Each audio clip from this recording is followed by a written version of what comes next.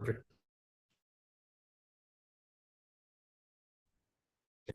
Thank you.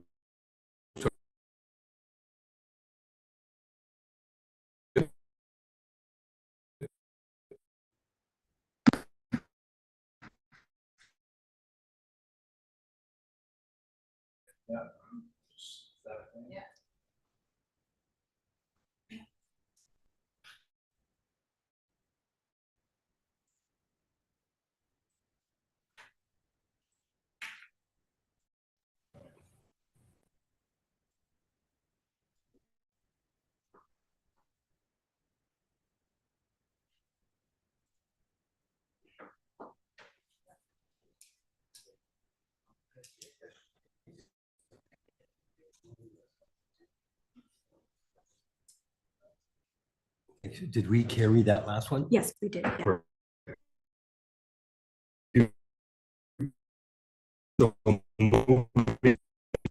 Yeah.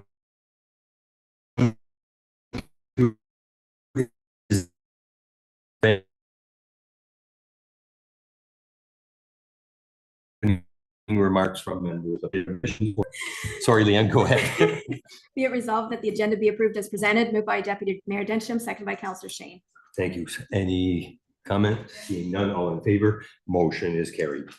Is there any disclosure of the zoning amendment Z-2024-11 for Coslin? The Council of the Township of North Stormont receives the planning report for a zoning amendment as submitted by the Township Consultant and approves the recommendations therein for the rezoning of vacant land on Sagan Road, being part of Lot 15, Concession 4, Geographic Township of Roxborough, Township of North Stormont, from rural RU to rural special exception 31, RU 31. Moved by Deputy Mayor Densham, seconded by Councillor Shane. Thank you. So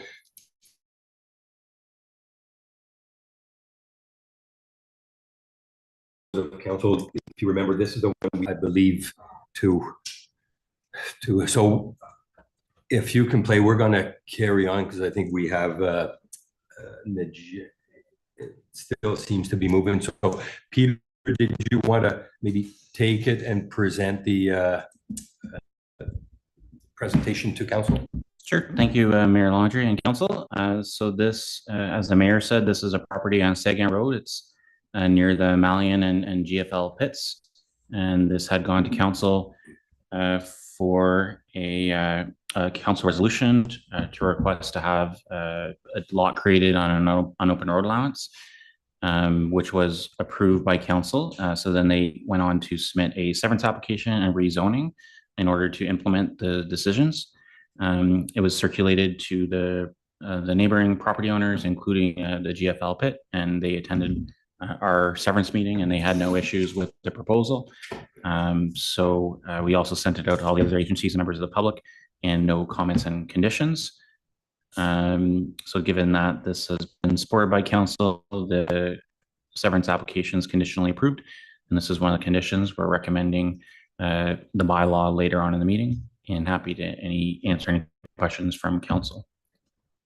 Thank you. So the bylaw will come further into item 10. Is there any questions in regard to Peter? Go ahead, Deputy Mayor Densham. Thank you. I think Mr. Mayor and I probably asked this question the last time, but I just want to be sure. So it's an unopened road allowance, which means we have no responsibility to maintain and manage the road, and there's no liability risk on our part for any of that, any usage of the road that they take on themselves, correct?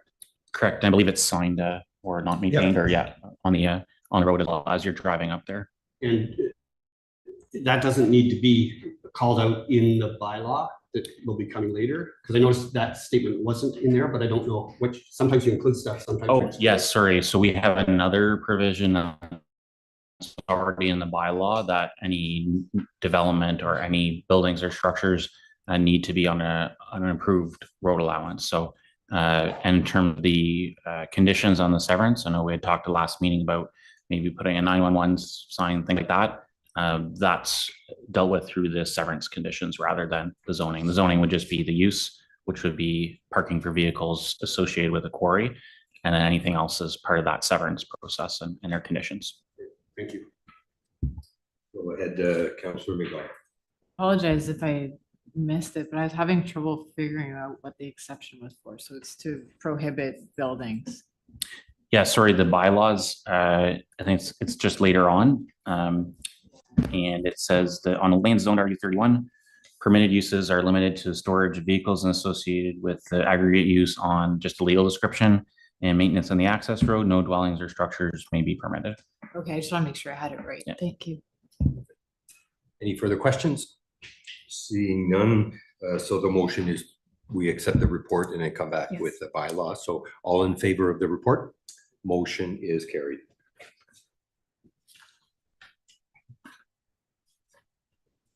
Moving on to item 6, which is okay.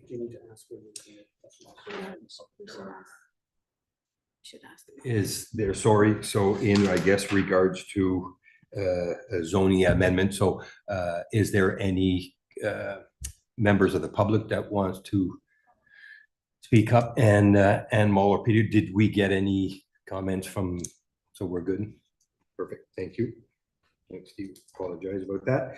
Moving on to our delegation, so we have a presentation with Monsieur Francois Lafleur from EB Engineering in regards to the McBain, which is now called the Countryside Acres, in regards to the curb review. So I'll let Francois take it from there, if you don't mind using the podium, and just use the mic icon. Should turn it on. Was that turned on? We're just gonna switch it. Yeah.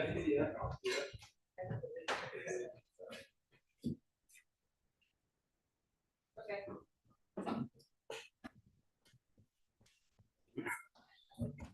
Yes. All right, thank you, Mr. Mayor and members of council.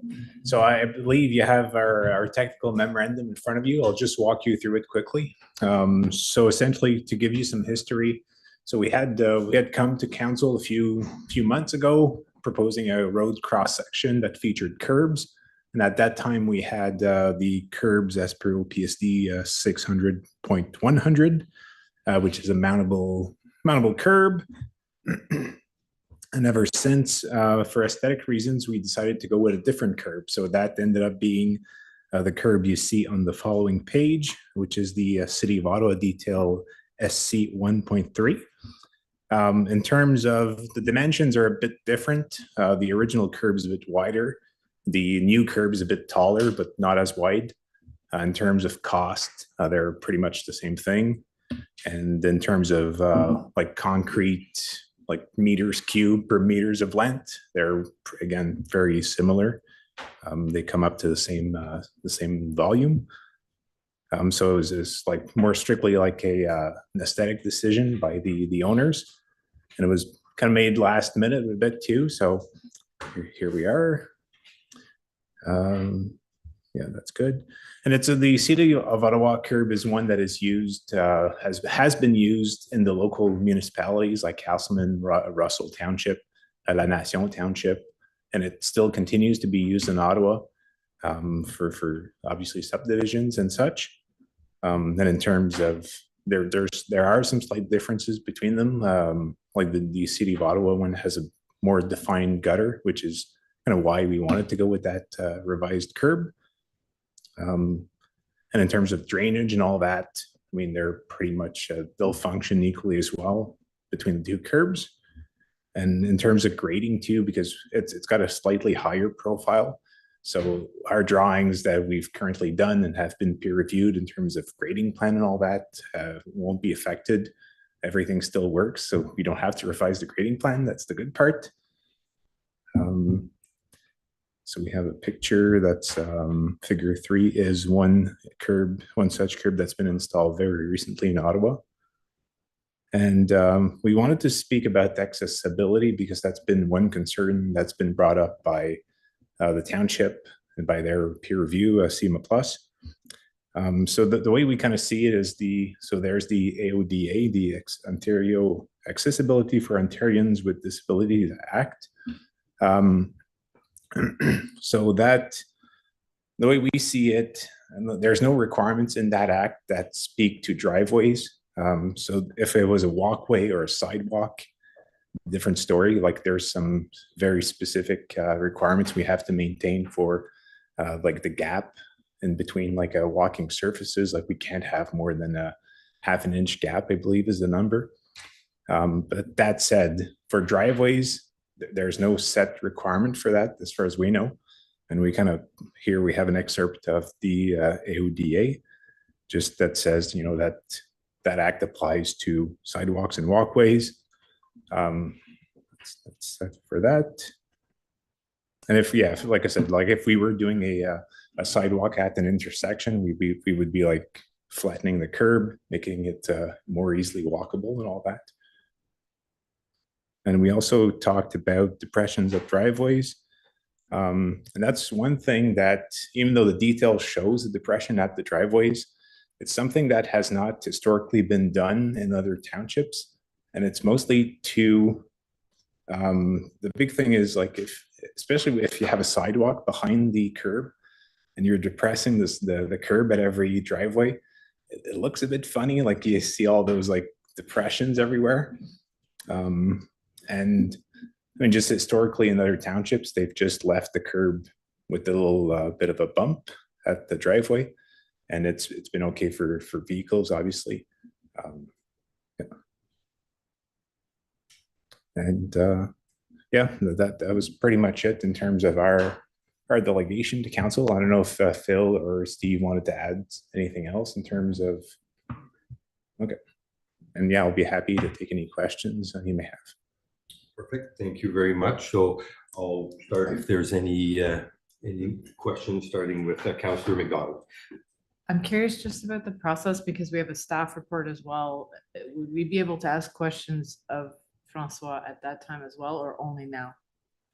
Well, I'll stick around for the later part of the meeting. So In regards, so on that note, in regards to, so there is more than just the curbs that will be coming up, but the curbs are speaking with the report from our planner, and council will have to make a decision. So I think maybe the questions could come because they relate to, this delegation really will relate to the report that's going to be brought forward. Yeah, I'm just wondering when it's more appropriate if we've heard from the staff and then I can sort of formulate questions, or just ask the questions now that pertain only to what Francois presented. So Well, the delegation was in front of us. Is there any further questions to go, or Deputy Mayor Denchon? I was just gonna ask if there's any difference between the two profiles with regards to snow removal. Do we believe there's any significant difference in terms of, getting a plow around one profile versus the other? yeah, I'm going to speak out of term a bit. I think that the little bump in the Ottawa curb might help guide the plow. I don't know if Blake would agree or disagree with that. I would think that the OPSD detail would it'd be more like it's a smoother profile, so it'd be easier to lose it when you're plowing. Maybe you catch the back of the grass. But I'd be curious to hear. But there's no problems. I guess it's not, either one doesn't create a significant advantage or disadvantage versus the two different profiles. I think that's going to get into those. Okay, go ahead now, Blake. Yeah, there you go. Oh, I don't believe so. I think if anything, it'd be most likely the private contractors cleaning driveways, trying to go up it. As far as we're going to try to stay away from the curbs because yes, we can damage the curbs, but I don't think it's going one to the other is really going to make a difference on our operation. We're going to make sure we prolong these curbs as long as we can and not try to hit them.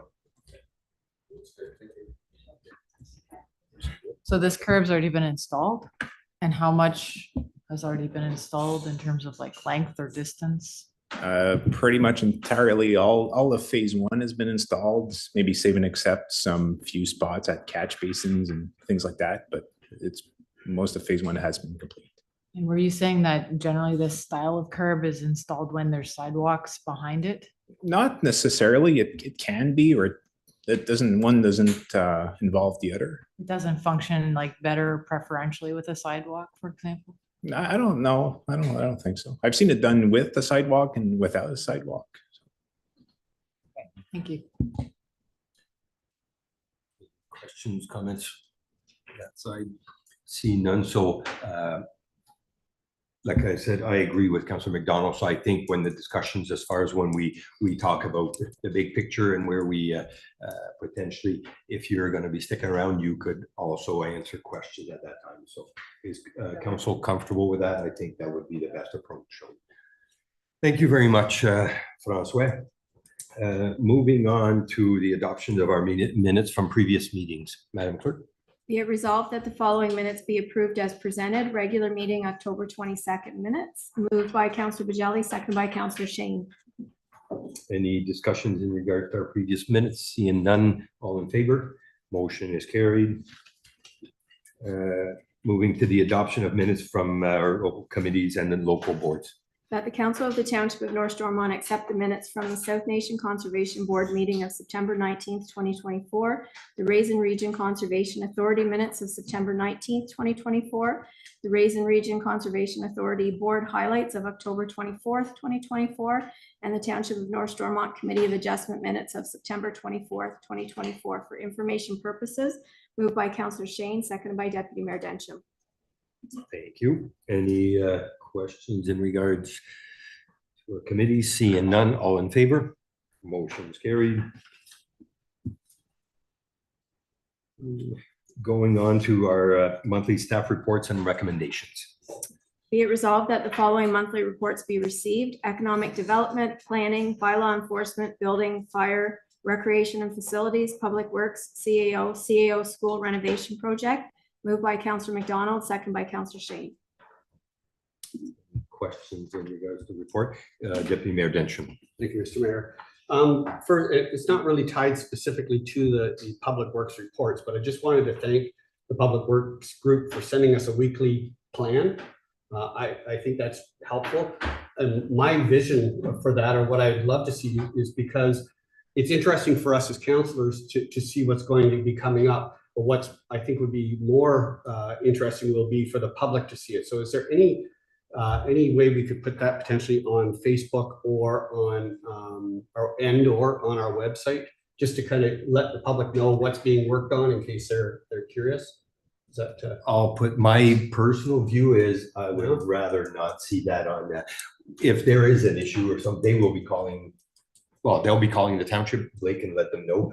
If it goes further than that, they tend to wanting to talk to. I wanted to have it where because now if it's put on, then it's criticized. This is not a thing. This is for council to say, perfect. If we have an issue with it, I'd rather, okay. But that's my opinion. I'll maybe take comments from other members of council on that. Yeah, I would be worried about, it would have to be done in a way that was very well thought out, and I think it might cause more trouble than good, but that's just a quick gut feeling kind of thing. I think it was, I'm not sure if, were you away the one? Because I think it was brought up and CEO Calder mentioned it. And I had kind of talked to him after and stuff. So that's why I'm kind of trying to wrap my head around it. But that's just my opinion. And if we find outside of discussion something that could be valuable, I can see it. I just don't want to be criticized of everything that Public Works does would maybe open up the door for. You want to comment on that, Mr. Public Works? Yes, now that we have a admin staff, I believe after budget process is done and viewed by various members, that we could publicize the projects at estimated times. Since basically we do a lot of variations in the house work, sometimes project for the week get thrown right off. The more important functions like anything with the municipal maintenance, water breaks, sickness, sometimes that happens. Like this week is last week, this week is hunting. We're basically on the same report as we did the week before. just to get the snowplow equipment ready, and I agree with the mayor that I think you make more conflict whenever you work in some place, and say, well, how come they're not coming to do this at my place? But that's up to council. If I can add, maybe what with the new and what I would like to see is maybe what has been accomplished, like the goods. Maybe we can relate to the general public what Public Works does a lot of good in a lot of areas with a lot of our departments. So that's something I can see. But to say we're going to be there on Thursday, if it doesn't happen, it gets open for criticism and. Yeah, I guess my only point was if there is going to be stuff that's going to be happening on the street or whatever, and it could impede traffic, that's more people saying, oh, I wish I'd known this was happening, I could have avoided it, but. So anyhow, like posting point road, taken. road closures or Yeah. putting more of that on Facebook. Like this morning when I left my driveway and I couldn't get out of my street. Didn't cause me a big hassle, but I was like, this is lovely to see new infrastructure going and I love this. And I just drove around. Thank you. You're good. Thank you. Any further questions, Councillor Vigelli? Yes, just in respect to for the recreation department, the inspection of the facilities in Moose Creek. Being obviously like some of the issues with the roof, the weather stripping, cooler, are these items all warranty items that are going to be, or is there going to be additional kind of expenses? Through the chair, no, most of these items are not under warranty. But we have a 1-year warranty on all. It was given the okay in May of 2023, so May 2024, that was a 1 year. So, but they will come and fix the roof, that insulation that's falling off that prevents the water and snow from entering. They will come and change those. We didn't get a service call for the walk-in cooler, and we're personally to fix the other items that I could fix that we don't need a service. And me and Andre ordered some weather strips for the doors, and Brett Marion, who said they could, if we supply the material, they could send the staff to put them properly in. But nothing on the board. That being my only concern was the coolers themselves. If that was something that would be, that can be a considerable expense if. Yeah, there is a 5-year warranty on the cooler itself, but it's mostly the compressor. So, but we did have a service person that came in last week. I met with him too and all, and we fixed the issues of the gap as well, it was freezing up. So hopefully it does not happen again. And fix the issue of the light inside the itself. And if I can add, so was that, like, who would have been responsible for something? Where did it go wrong as far as, or is that for another? When I talked to the service that came in, he mentioned, well, the electrical, usually they don't set it up like right in front of a fan. For that reason, the condensation of the heat of a bulb and the cool air going on, there'd be condensation in that bulb, but it was full of water. The LED bulb was full of water, so the globe. So I resealed that section. It says we'll just keep an eye if it does happen again. It's right in front of the fan, so that's not. I do place to put it.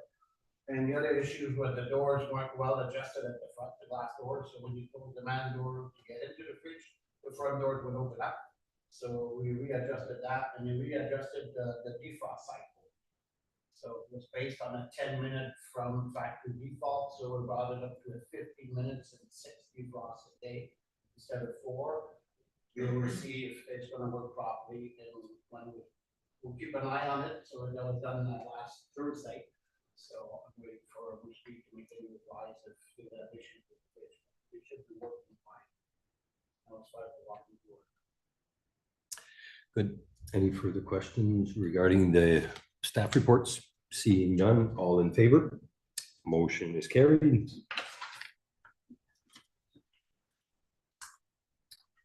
Moving on, item 9.2 in regards to the Chrysler subdivision parkland dedication. That the council of the township of North Stormont requests cash in lieu of parkland for the Countryside Estates subdivision and requests 5% parkland for the Blanchard subdivision. Moved by Councillor Shane, seconded by Deputy Mayor Densham. Okay, so I'll start on, so Peter, yesterday I didn't have the opportunity to reach staff for due to Remembrance Day. So in regards to I think you called it the parquet with so my take is still we need to have a sidewalk that will come from the subdivision to lead us to the bridge to get the support of a walkway. We cannot do it on the east or west side of the road. So the east side is where the potential would be to come up at least to George Street crossing. And to do that little parquet, if we do not occupy it, it's a building lot that had a house on there, and we could literally tie us where somebody, I mean, there's an investment that was made, somebody could buy it, and then all of a sudden is how do we deal with our crossing? And I thought there was discussions that was going to be had to meet with the developer, and so I didn't really get an opportunity to talk about where is there that aspect of the parquet for that purpose. Was that brought to discussions with staff? Sure. So for this report, myself working with the Parks and Recreation Director, we kind of looked at the long-term, what's happening on these properties and what's the most suitable location for a park if we're considering the several hundred people that are going to be moving here. And I think the parquet's a great idea, and it's definitely a nice to have. But if we're saying the 5% and where we're going to take out of, we felt looking at the similar to our other parks in Chrysler, that waterfront land.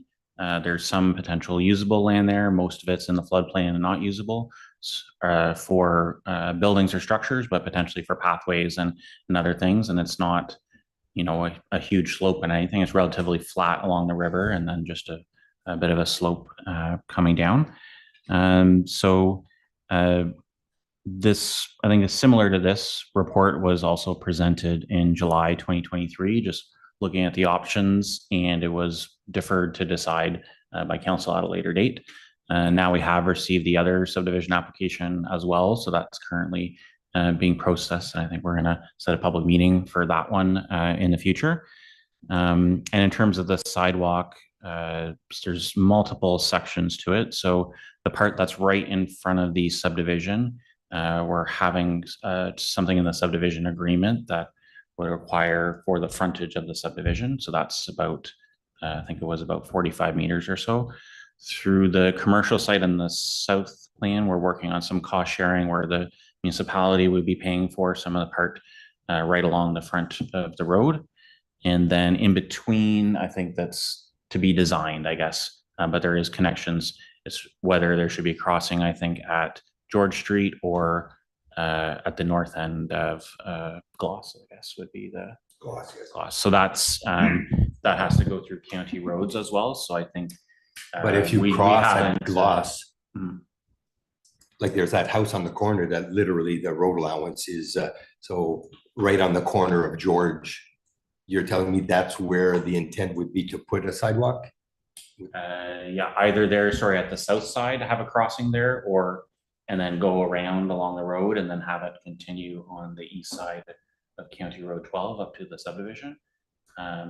Or potentially the west side, although there's not really enough room in the right of way to do on County Road 12 on the When west you side. say Gloss, are you talking about the Provo subdivision crossing over to the west side to come to the bridge? Yeah, I think that's where the options is. Do we cross further south or further north? We also have to design in keeping with the county infrastructure, the right of way not being that wide. So the design of that is kind of preliminary stages, I think. Yeah, right now at George Street in the north corner, yes, the homeowner is right. His land is out basically on the walkway right it is now. Basically what we're looking at is all the options, what we should do, and take it back to council, because we got subdivision on the west side, Provo, we got subdivision on the east side. And basically we don't want to have two crossings within 200 feet. So, I mean, it's something that really got to work with the counties and see what's more feasible for the township and how they want to direct the pedestrian walkway and do they want, do you want to have two walkways with one crossing or? So it's And all, yeah, Yeah, and just the park, whether there's a parkette or not, there's municipal land in every direction in this area that could be used for sidewalk. So we don't need the parkette to complete a sidewalk along the road. along the road. Yeah. So it's kind of two separate discussions, I guess. The sidewalk is, that's being worked for preliminary design budget work with the counties. What we're going to council for this report is where would council like to see the parks for the subdivisions in this area? So my vision is from the subdivision, which I think there's potential to be way more houses that will be on the west side, but is the fact that at the north end of where that subdivision is, there is land there that is owned by the counties, which we could easily obtain to do our sidewalk with the parkette. But I'm looking at having a 10-foot buffer of grass before you have the side. I don't like to have a sidewalk. Basically, you're walking and the cars are going right by your, Long Sault is a prime example. When you're going from the south end, you're coming into Long Sault. There's exactly what I'm talking about. They planted a nice row of trees and it's just the aesthetics. You're coming into town, it would be visually, my view is what I see. And to have a sidewalk on the west side of the road by that corner house at George, you're basically putting, which that road allowance for a county road is unseen, but it's only 40-foot wide. Yeah, for county road. So it's lean, and to try to do a sidewalk where people again are going with, I just had a vision, and that's just me salty comments from the rest of council. Councilor McDonald. So I really like the idea of being able to acquire the lands that are near the South Nation River. And I think the fact that they're floodplain wouldn't be super problematic for a lot of different types of uses, and possibly even including like docks and things for people to launch kayaks or boats or whatever, like little boats, not big boats. There's great fishing down there. I think it would be a real asset to the community to have the works that we have above the dam, where we have a great facility that's been maintained there, and something below. So the parkette, I was really only interested in it as described for a nice pedestrian sidewalk. Like I think the idea of a boulevard or trees or things like that is really nice.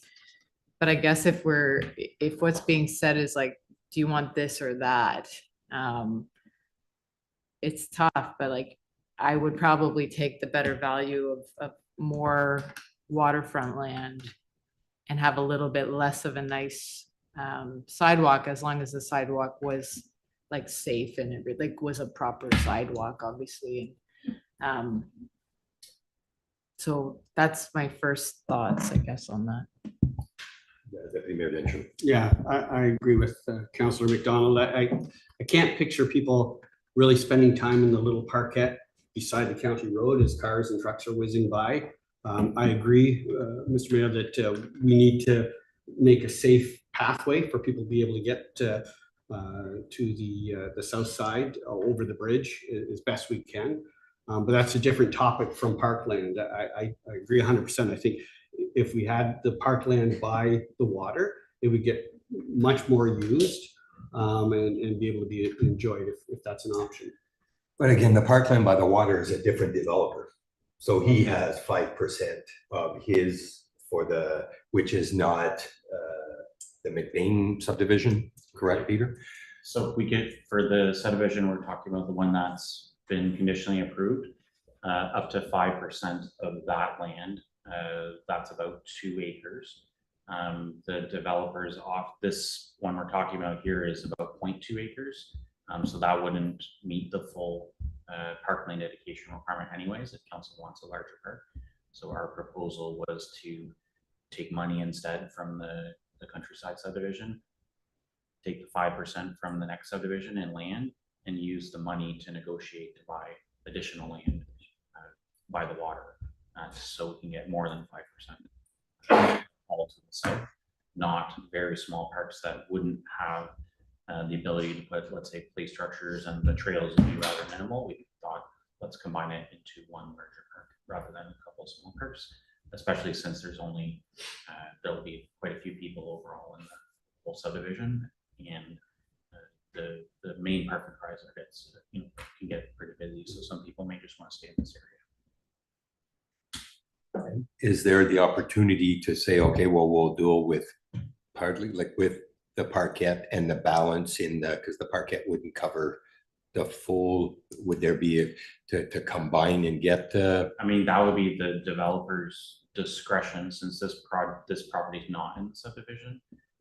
So this property is more valuable because it's got water and sewer on it. So we can't necessarily, it's more proposal. We can't say we want the land and we want your 5% because this is actually worth more than raw land. Because it's on a road, it's got water, sewer. Question from that side, Councillor Bajali. Just some comments. Ideally, I like the concept of having these thoroughfares to access very key places that can be used for recreation. So the idea of having a parquet that's not ideally placed just for the sake of a parquet, I would much more rather have that capital available to negotiate with the other developer to purchase a larger section of land where the people can take advantage. Obviously, with picnic tables and things like that, people are going to go to the south side of the river, to the park that's already established with the gazebo and everything there. But this would open it up a whole new level of recreation, I think, to those that are looking to access below the dam. So as long as we have a nice thoroughfare, if we're concentrating on, as the mayor did say, a nice, safe passageway that's able to transition or connect these two things, I think that's a win-win. So in this case, I understand where staff is coming from as far as having access to those funds to make that happen. And personally, I think that could be a windfall for us. Councillor Shane. So kind of gonna be repeating what's going on here. Seems pretty much for the rest of us, the consensus is the same. As long as we can have a safe sidewalk, a proper crosswalk in a good location, the benefit of having more waterfront for parkland is, and I know that area down below the street, below the bridge, is you see a lot of people down there. It would be great to have a park there. So I would agree with trying to have the money to get more land there would make sense. So Peter, with all this, so is this based on trying to get the subdivision agreement signed and understanding where we're going with all this? Is there, like, there's a lot, I find, discussion that took place that I'd like to get a better visual of, okay, if we do this and this, and that would, get the 5% from Blanchard and opt for maybe a bit more with different funding stuff. Is there what's our timeline as far as understanding and having a better visual? Because I still need to talk to counties and I want to find out what we're doing, because I still not believe that having a sidewalk on the west side of the road, right along the road with the traffic speed that comes in at the bridge is something I want to make sure that I understand where it is that we're going with the crossing before we make any decision, is my thoughts. But so yeah, we're hoping to kind of get a good decision from council, mainly to finalize the subdivision agreement and allow building permits to be issued and have this go forward. Additionally, when we have this other subdivision application that just came in on the south side, when we're proposing draft conditions from the township to that developer, then we want to make sure that that's kind of in line with council's thinking on the parkland. So, I mean, ultimately, council can use other funds to purchase these lands in particular, but in terms of, again, just talking with Pierre, it's more of it would be a nice to have, but if we're saying we have 5% here and 5% there, we recommend focusing our efforts on a larger piece of land versus a smaller one where it'd be difficult to, but it could be purchased through other ways as well, just through reserves or parkland. If council still wants to pursue it as well. I guess just to summarize, so to me, it just sounds like what we want to do is take the money so that we now have options for a different style of park rather than taking the parkette. And I think that the council sounds aligned in terms of making sure we have good sidewalk, but that's a different discussion, right?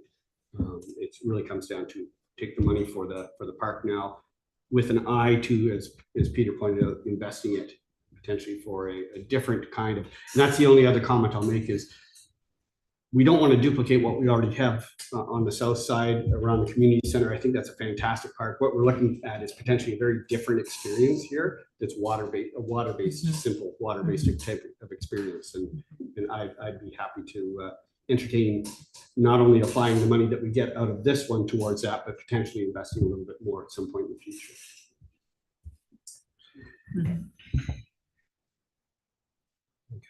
I just find there's a lot to take, like I had discussions with Monsieur Blanchard, and I'm not sure we have to see his appetite. Like there's a lot that comes into play here that we're rushing, saying, oh, we're gonna do this. But at the end of the day, Mr. Blanchard is a farmer, and he's told me he's looking at putting hay in that land and stuff.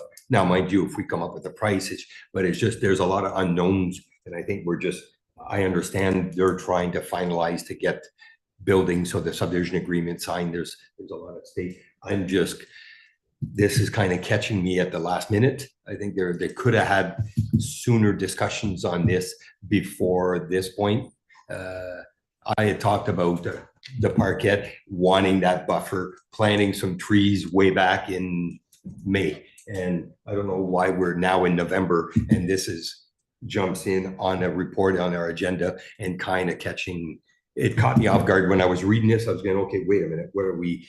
I would have liked a plan more than now it's kind of at the last minute. So I don't know if it's helpful, but like since the parkette is not part of the lands in the subdivision, you know, if we take the 5% in cash, I don't know if we're giving anything up to at least get them through their final plan, get their building permits, but like maybe we don't fully commit on what we do with it, and maybe it could be used to purchase whatever if we can't make the dreams work. And maybe, does that make sense to what? Yeah, in terms of the use of the the decision on the other Cash. subdivision, that could be removed from the resolution, and it's still going to council for draft conditions, probably in the next few months. So in terms of if you wanted to separate those decisions, just delete the last 1, 2, 3, 4, 5, 6, 8 words of the resolution and just say stop after Countryside Estates subdivision. But I think why we're looking for decision too is just in order to proceed with the rest of the subdivision, does council want to take 5% from a future phase of this subdivision? There's not been any provision for parks, and I think the discussion just with staff and their preliminary report we did in July of last year was still based on either the waterfront, and we also talked about something maybe further to the north. Okay. But if council just would like to make a decision just on this subdivision, you could amend the resolution and remove everything after Countryside subdivision. Just make the first decision first, because the parkette's not part of it. I keep Yeah. thinking it Yeah, is yeah, like as yeah. if they can give I it to us, I but they see it can't. as far as, so it'd have to be, so maybe it is in a way where we deal with the monetary value. I still want to see the big floodplain park. Let's not call it floodplain park. I think that's a bad name. Yeah. But I'm okay if you want a little time to think about it. And I mean, we're fine. I just don't want to get caught where we missed the boat and so if we can do it in a way that we still have some discussions and planning on our part, but in a way that we can do it through the 5% cash on you, and then deal with how we want to approach it, whether it's the additional parkland or parkette or whatever it is, that once we get a better view of where we're going. So by doing that, do we have to remove, or can we just go as is? It's just that we're not holding on to what we're going to do once the I defer to the deputy clerk, but I'd suggest, if the resolution was amended, remove everything after the word subdivision, the first Countryside Estates subdivision, that would give that effect. Defer that decision to later, but still for this subdivision, countryside taking land for 5%. To get them going, so that way we're not delaying it. Okay. Is council comfortable with? Yes, do you need somebody to make a motion to remove those words? 'Cause I'll do so.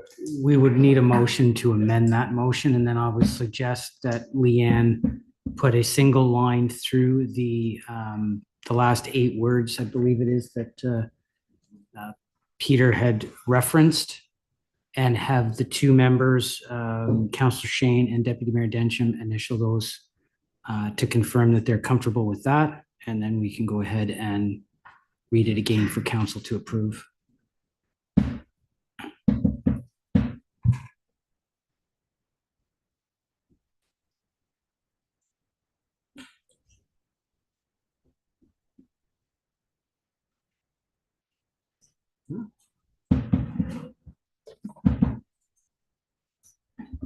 Is a motion to amend the current motion to remove the last 8 words after subdivision? Yeah. So we need to move And then we have to on. decide to cross here and go around. Do we stick to Stephen and Charles? Well, Deputy Mayor Danson said he would. Move it, so Okay, The amendment, so he'll move it, and then you need a second. so we have a motion to amend the current motion to remove the last 8 words after subdivision, moved by Deputy Mayor Densham. We need a second. seconded by Councillor Bocelli. Okay. Any further questions in regard to remove that? Seeing none, all in favor? Motion is carried. Okay, and then I can read this one again.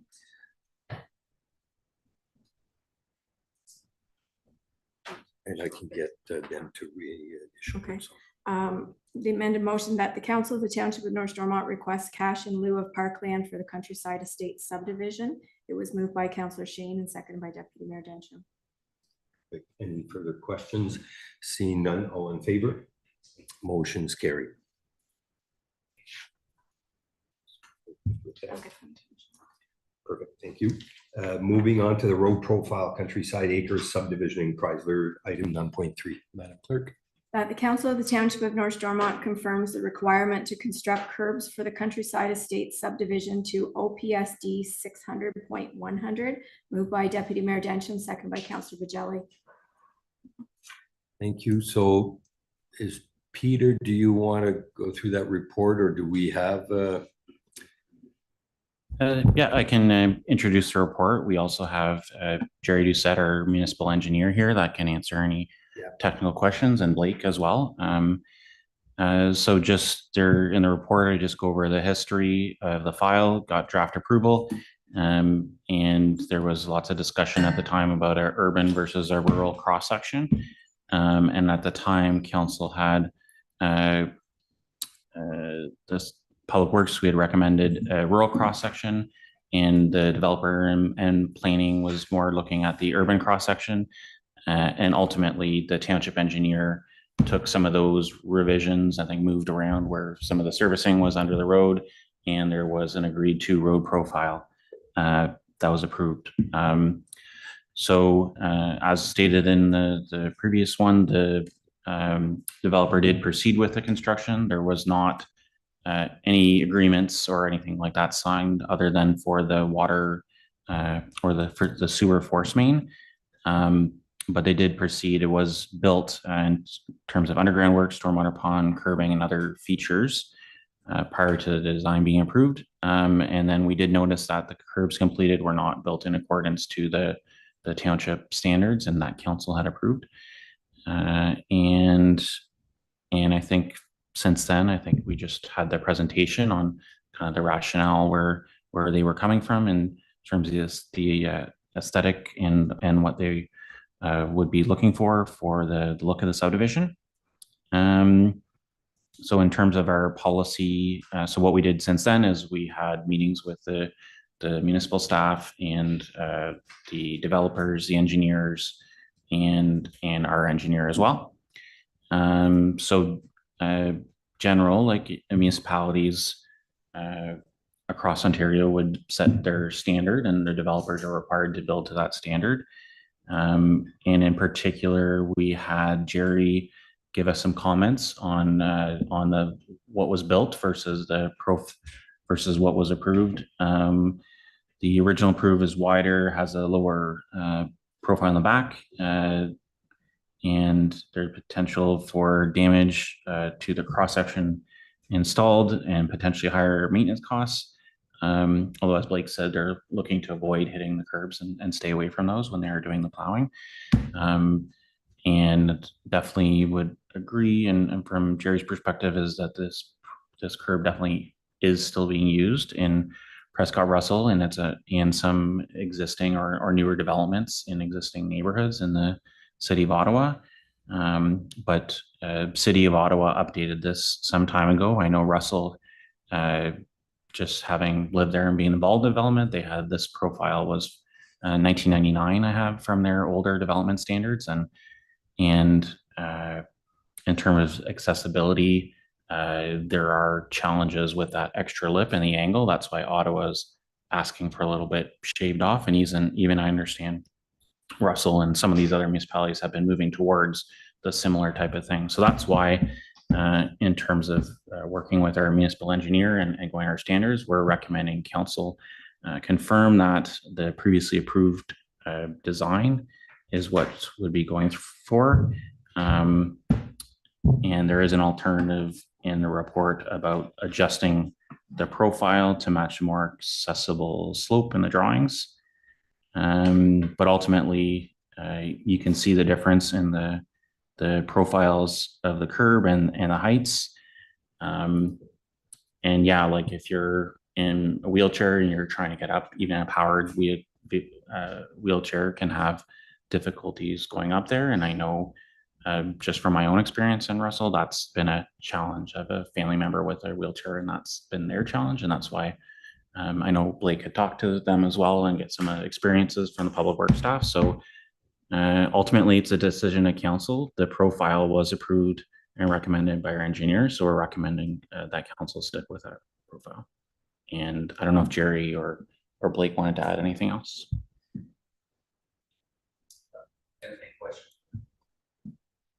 So Jerry, both Jerry, Blake, Peter, and Francois. So there's the brains of the operations, I guess. If council does have questions, I will, like I said, we can differ and have not differ, but have them. So we'll start with Councillor McDonald. I have a few questions and a lot of thoughts, and I'm just trying to work through them a little bit. But I mean, this is the third time that matters in this subdivision are coming to council. And I think that's kind of ridiculous. We had to talk about the cross section, we had to talk about the sidewalks, and now we're talking about the actual design of the curb. I don't know why this stuff can't get sorted out between people doing the work and people holding the plans.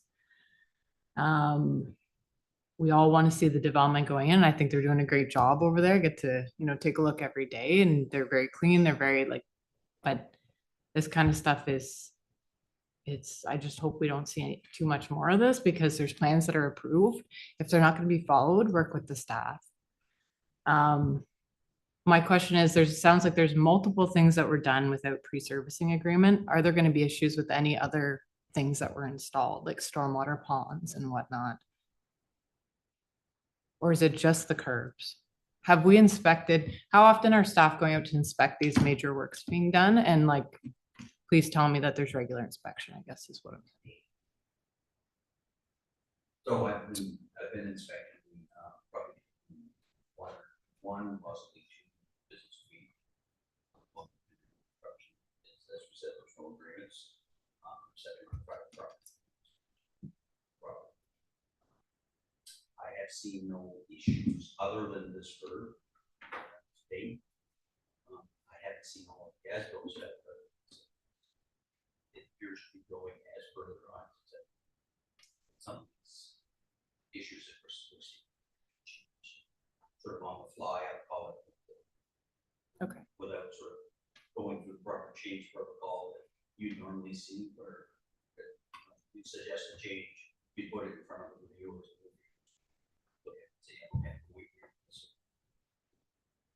So as far as we know, it's the only issue. So that's good. That's good to know.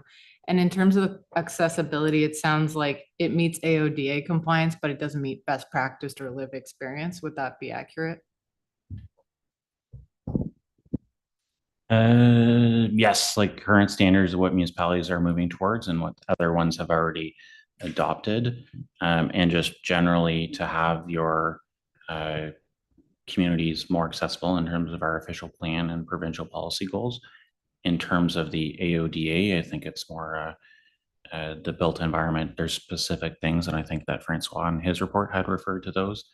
But you can still receive complaints based on generally not being an accessible community. Yeah. Which has happened in Russell and Ottawa. Yeah. For these types of things, but I don't know in particular for this curb.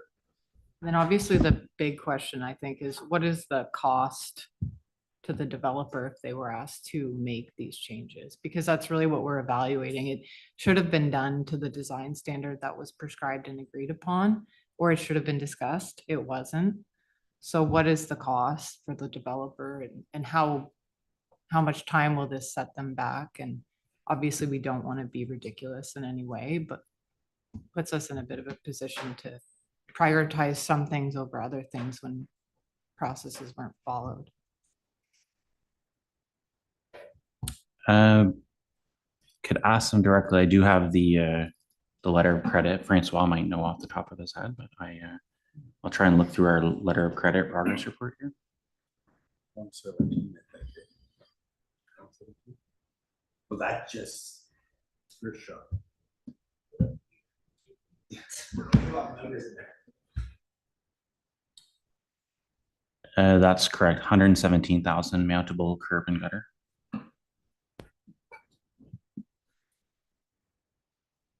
I'm just gonna think for a second. I don't know if anyone else has any.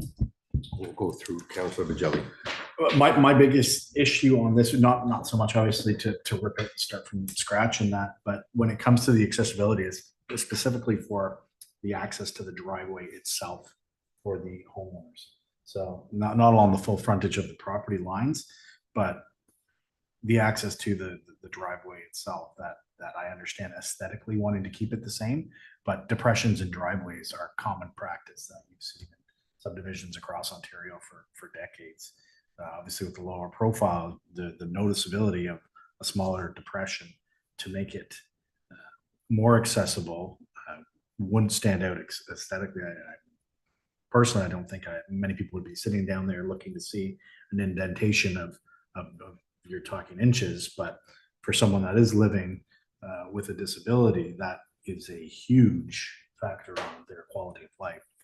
So I don't know if that is an option when looking at these, if a compliance of the sections where the private driveways are, where the homeowners will be coming in and out, and then obviously at the ends of roads where these curbs meet public roads. On that comment, I'll make, so often you'll see where we do commercial development where they are designing the whole thing as far as putting their curbs depression where is needed throughout a commercial plaza or commercial. But I don't know in a subdivision to see where they don't know where all the drivers are going to start trying to depress curbs. When the curbs are done, it's a field. There's no houses there. There's nothing built. And to identify where all these depressions are going, I went through, like I said, I've studied this. I went through all the subdivisions, or not all, but many subdivisions in Ember, Russell. I was out in Castleman looking and identifying where I see the same typical curb. And I mean, some of them went in this spring, like it's not where it was an older. So what I'm getting at overall is the compliance that we work. So Jerry's there to review the work. You've got, it's on also our developers to make sure you follow, but again, it's all on communication, working together, I've been on the chain of emails where we need to work. I think what we've done, we together, I think the builder and what we've done is it's going to be phenomenal. I would like to see where the next phase. So now the pumping station's done, the pond is done, force main's over to the lagoon. Where the next phase, when you do phase 2, you're dealing with building a street. It's a lot that we can identify. So there was a lot of work, the timelines, we're in November. So it's, I understand you're not just here, but if you go to Limoges, Embrun, Castleman, that's what I deal with every day. And it is, so to consider about removing, so 117, that's not counting removing and rebuilding. So you're looking at way higher than that. It's not just the redoing part.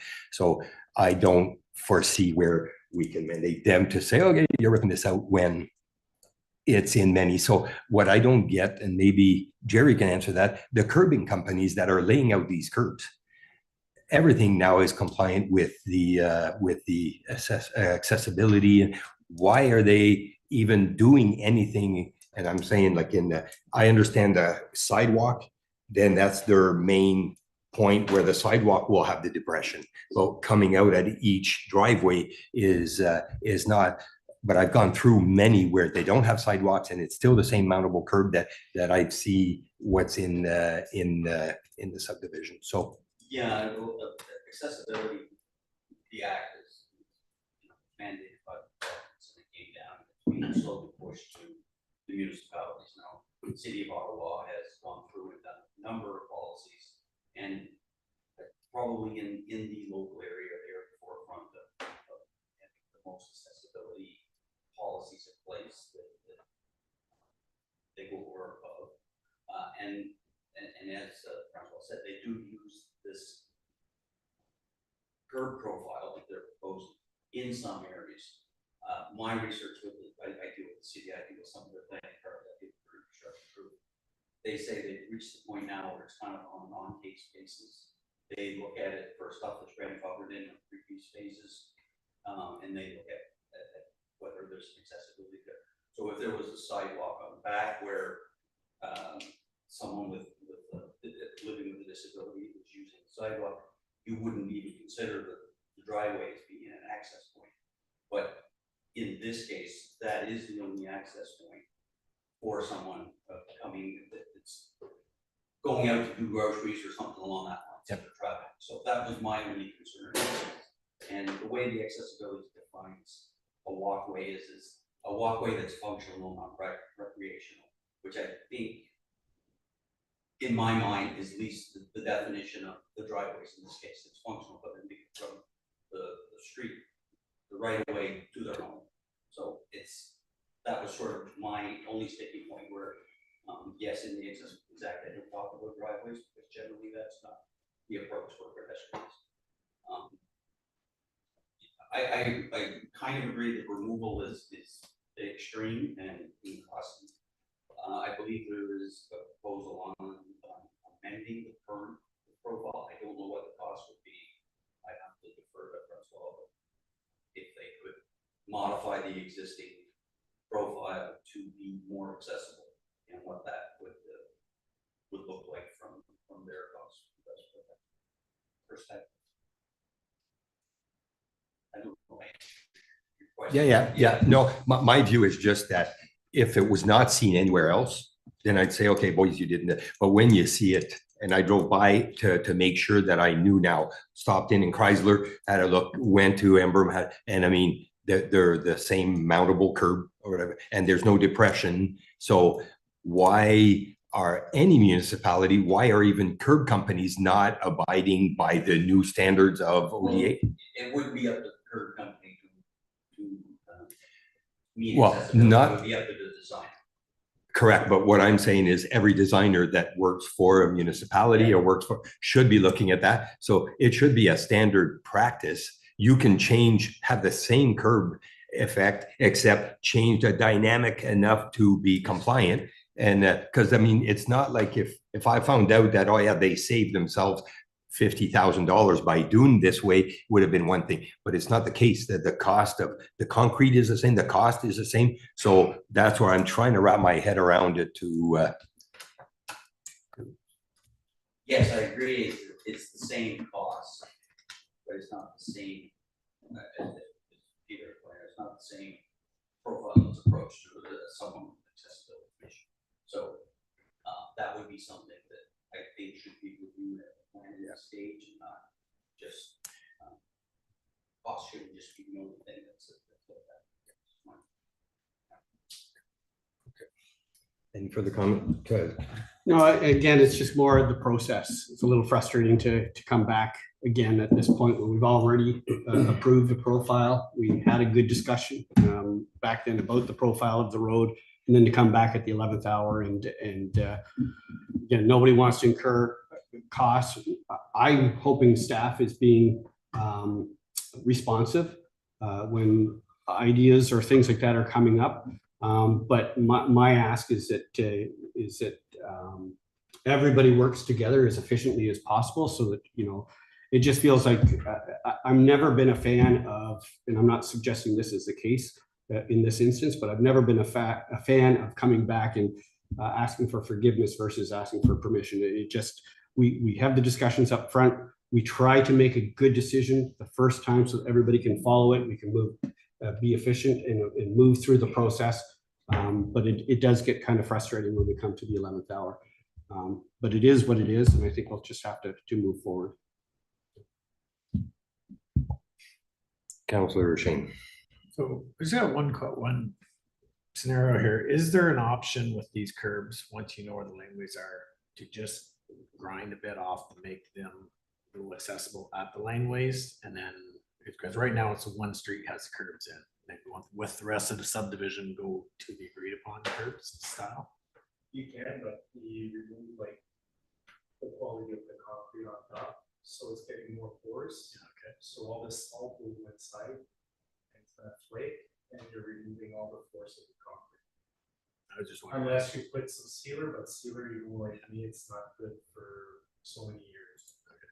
I was just We're wondering. having to reseal it every 2 years. Because obviously we don't want to have to set you guys back or rip out curbs. It's acceptable. Any further? Oh, sorry, go ahead, Dick. Could you clarify what the recommendation is right now? Because I don't totally understand. If we took a vote right now, I don't know what we're voting on. Just Yeah, reread it. That the council of the township of North Stormont confirms the requirement to construct curbs for the Countryside Estates subdivision to OPSD 600.100. So I can read it, but thank you for rereading it. But what does that mean? Sorry. Is that what that means? Okay. It doesn't mean like going forward, you'd follow it. It means. So if you look at the alternative, so do you want to read the options, Peter? Sorry, I was just going to refer, Mr. Mayor, on section 8, it's expanded on a little bit in terms of the options. Option 1 is require the developer to go back to the original road file prior to accepting the work, so they can still proceed with building the homes. But prior to being accepted by municipalities, the curbs would have to be removed and replaced. Option 2 is requiring the update to the as-built profile. That's recommended as in Jerry's report as a potential option if council does not want to continue with the existing approved curbs. And option 3, it's not recommended, is accepting as installed. And the report, the recommendation for the resolution is number 1. With that said, We were reading that then, just to be crystal clear, that if we approve the motion as written right now, it will require the removal of all curbs and the reinstalling. correct.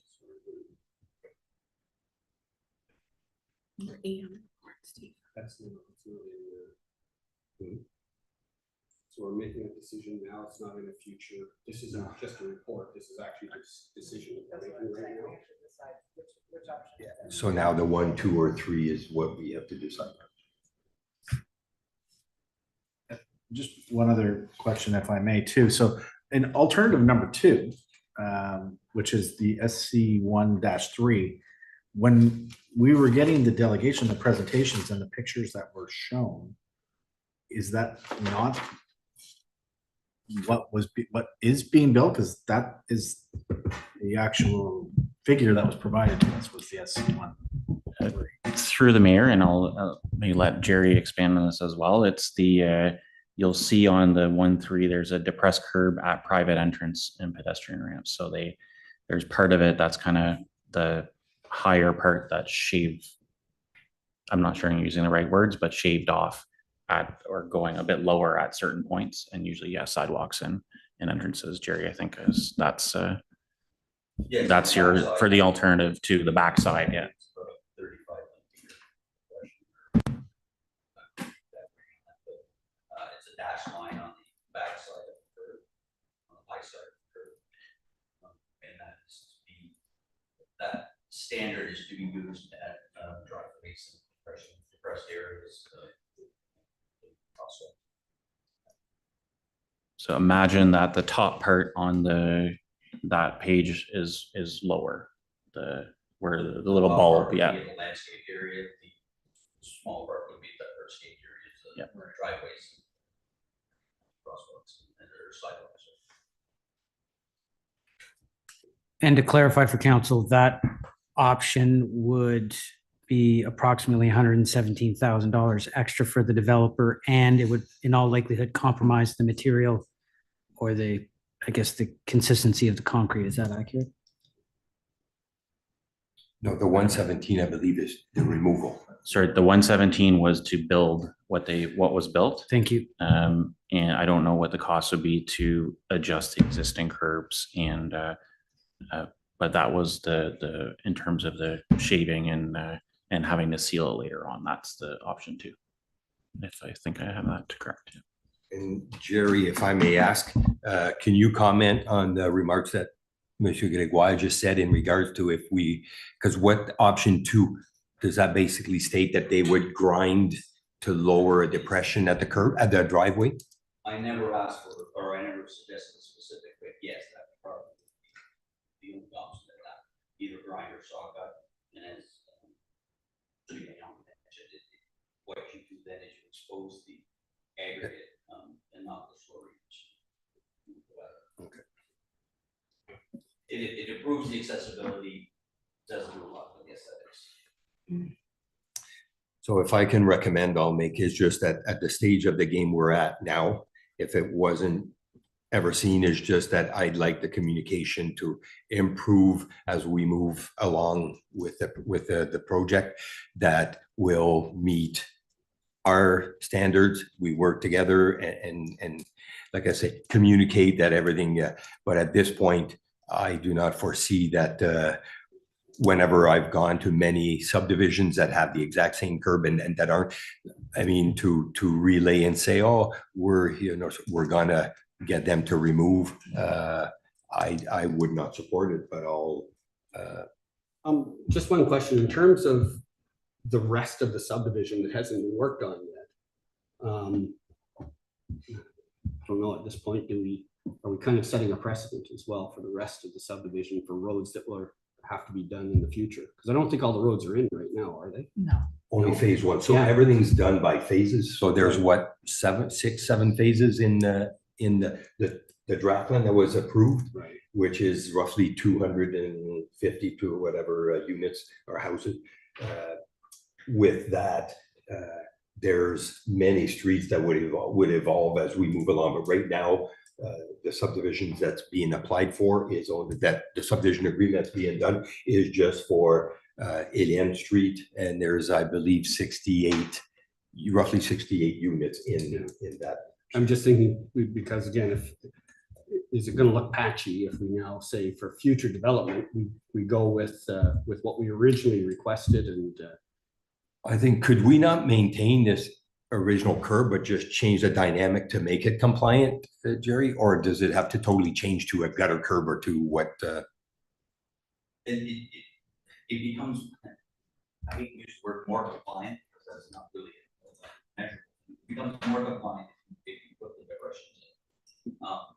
As I've discussed a couple of times here, that yes, if you have the depressions in there shown in that cross section, it does limit the height that someone with accessibility issues has to get over. It might not be fully compliant, but it's definitely an improvement for full profile, full profile of what you have.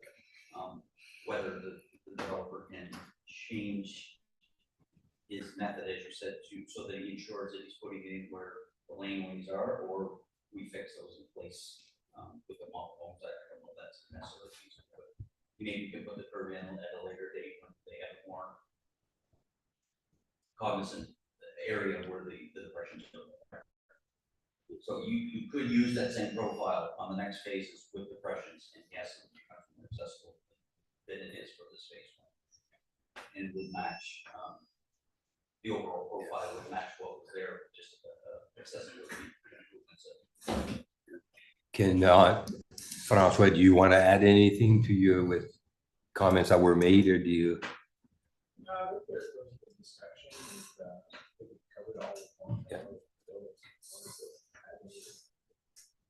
For myself, it's more appealing the curve that makes the for sure. Maybe it doesn't comply exactly with what Mr. Jerry and municipality is looking for, but for myself, that was the perfect curve to install. For the value of the houses that was going to build, for sure, and I think that's what I'm looking for. Maybe it's not what the city is looking for. For sure, the other curve that Jerry proposed, does it pass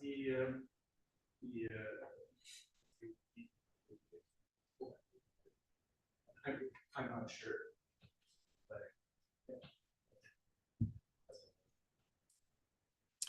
it doesn't look like both curves isn't.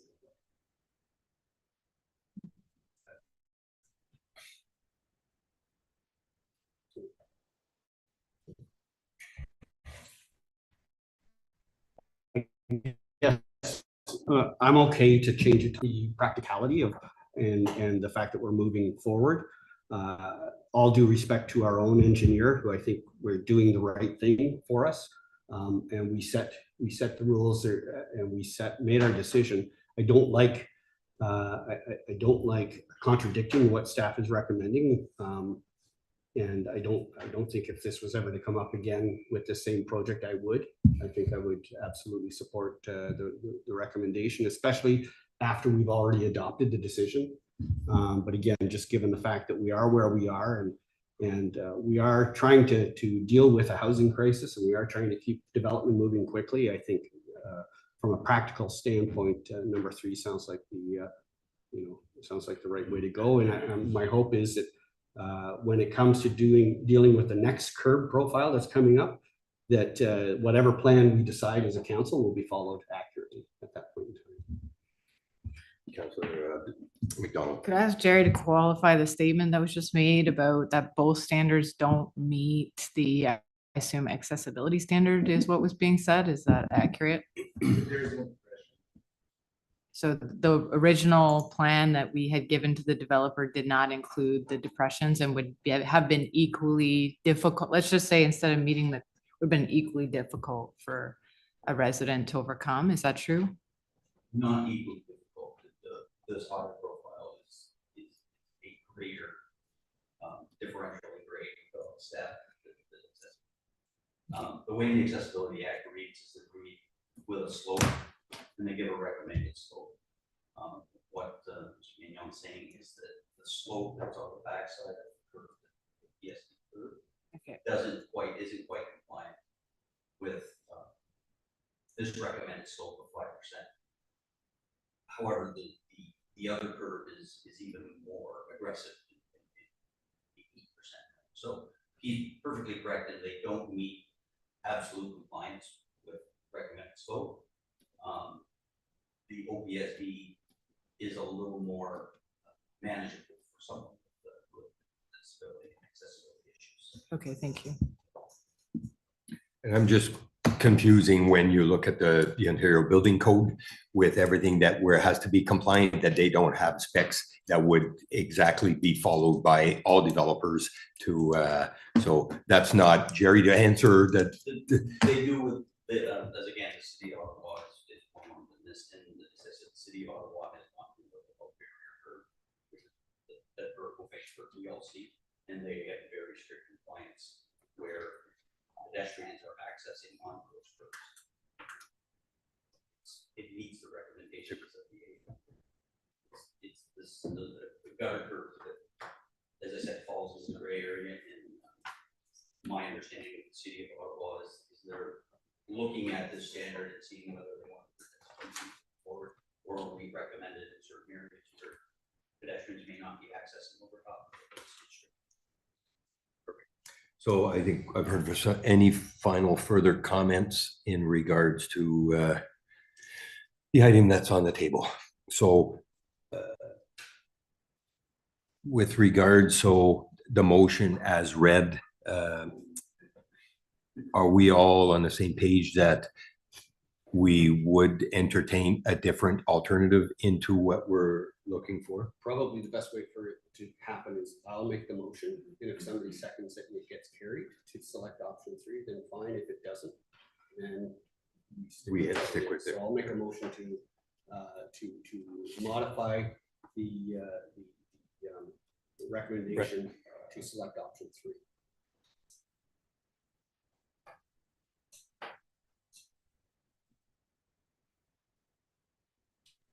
As it's being written, do I have a seconder to that motion?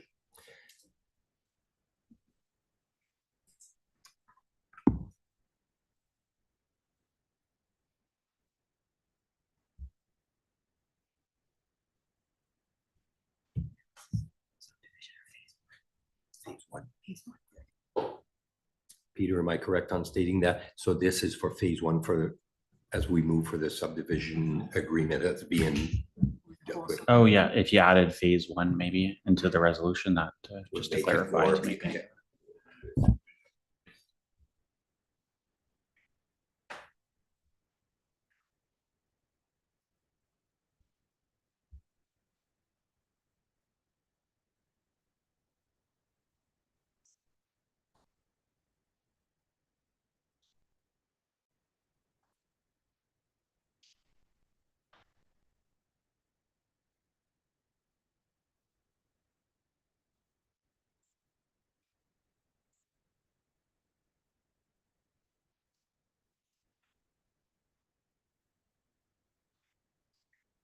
So moved by, seconded by Charles.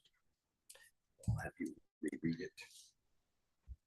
Motion to modify the recommendation to change the option to number 3, that council accepts the revised curb profile as installed for phase 1 of the Countryside Estates subdivision. Moved by Deputy Mayor Densham, seconded by Councillor Shane. So as the motion's read, I don't think there's any further questions, so all in favor? Sorry, did you say phase 1 in there? I just didn't hear. Phase 1, yes, for phase 1. So, any further questions? Seeing none, all in favor? Motion is carried. Any against? So, well, it's not a report. It's not a So recorded vote. motion is carried. And then Okay. defeat. So Craig, we have to defeat the original motion then, do we? We should, okay. So the original motion that the Council of the Township of North Stormont confirms the requirement to construct curbs for the Countryside Estate subdivision to OPSD 600.100 was moved by Deputy Mayor Densham, seconded by Councillor Bajelli. Or was that last one to amend this one, or was it a brand new motion? New motion to Yes, go with modify option a 3. recommendation. So Yep. now we're just defeating option Okay. 1. So all in favor of that motion? Seeing none to defeat? Motion is defeated. And one more, so 9.4, the authorized cost sharing agreement. That the Council of the Township of North Stormont authorizes a cost-sharing agreement for the Countryside Acres Pumping Station based on the cost sharing with the Township New Sanitary Pumping Station and Force Main. Memo prepared by EVB Engineering dated September 17th, 2024, in the amount of $262,827 from reserves to be recovered through capital charges on benefiting units in the future. Moved by Deputy Mayor Densham, seconded by Councillor McDonald. Thank you. In regards to maybe just explaining a little bit with this, if I can get Peter just to kind of give us a brief. Yeah, so at the time of the draft approval, this was discussed in terms of the capacity of the pumping station. There was some that was benefiting, most of it, the Genie subdivision, some with the subdivision in the south, and some benefiting other development. And one of the draft conditions of approval was to do a cost sharing agreement. And we did receive a proposal and included those amounts in the resolution. So if this is approved by council, the next step would be to do a formal bylaw and agreement with all the parties involved for cost sharing.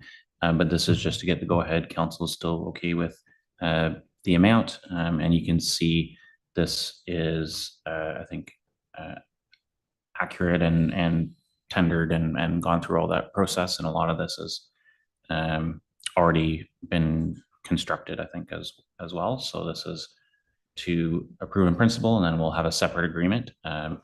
Requirement for the subdivision agreement would be to enter into a cost sharing agreement. We'll just keep it as a separate agreement because there's another party that's benefiting from this as well, and the township has their own share to contribute. Through the chair, just to interject, there was a motion in June 2023 to the effect of council supporting partial financial commitment. Our administration and engineers have reviewed it, and staff is satisfied with yes, with Blake what's and being Aqua, presented. I think. Yeah, Blake and Aqua, yeah. Perfect, thank you. Any questions in regards to council or Deputy Mayor Nation? There we go. Okay. No, just a comment. Again, I'm glad this one's coming second because I think this has a bit more of a positive spin to it in the sense that through this investment, it will help us better balance the management of our services, which will again open up opportunities in the future. So I think this is a good investment, and happy to see it come through. Good. Thank you. Go Kim's got.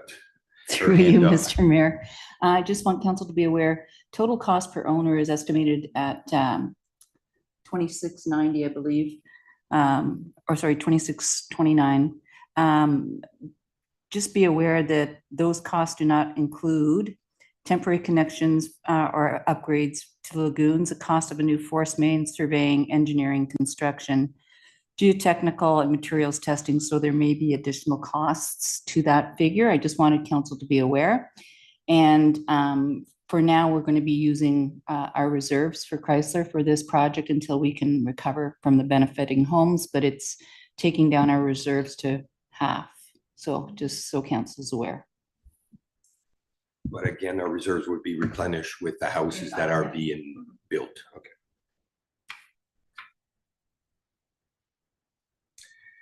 Good, so the motion's on the table. Any further questions? Seeing none, all in favor?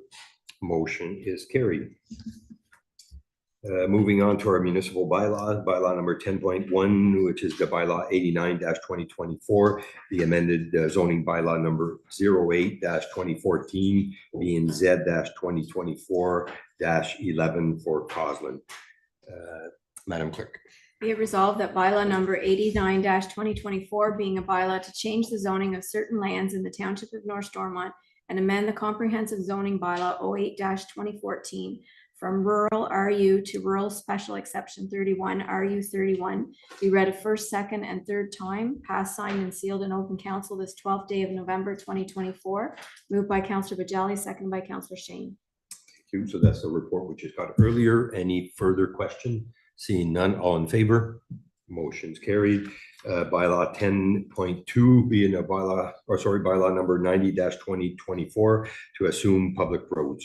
Be it resolved that bylaw number 90-2024, being a bylaw to assume highways on plan 52M-28 for public use, Creekside Estates Phase 1, be read a first, second, and third time, passed, signed, and sealed in open council this 12th day.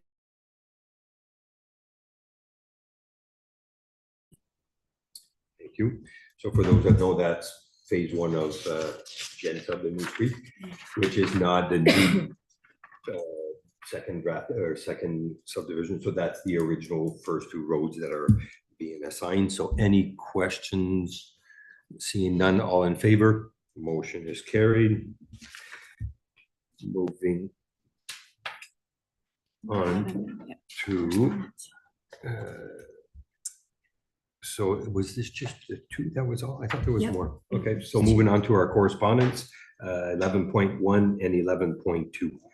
Be it resolved that the correspondence as listed as items 11.1 to 11.2 on the agenda be received, moved by Councillor McDonald, seconded by Deputy Mayor Densham. Thank you. Any questions to our correspondence? Seeing none, all in favor? Motion is carried.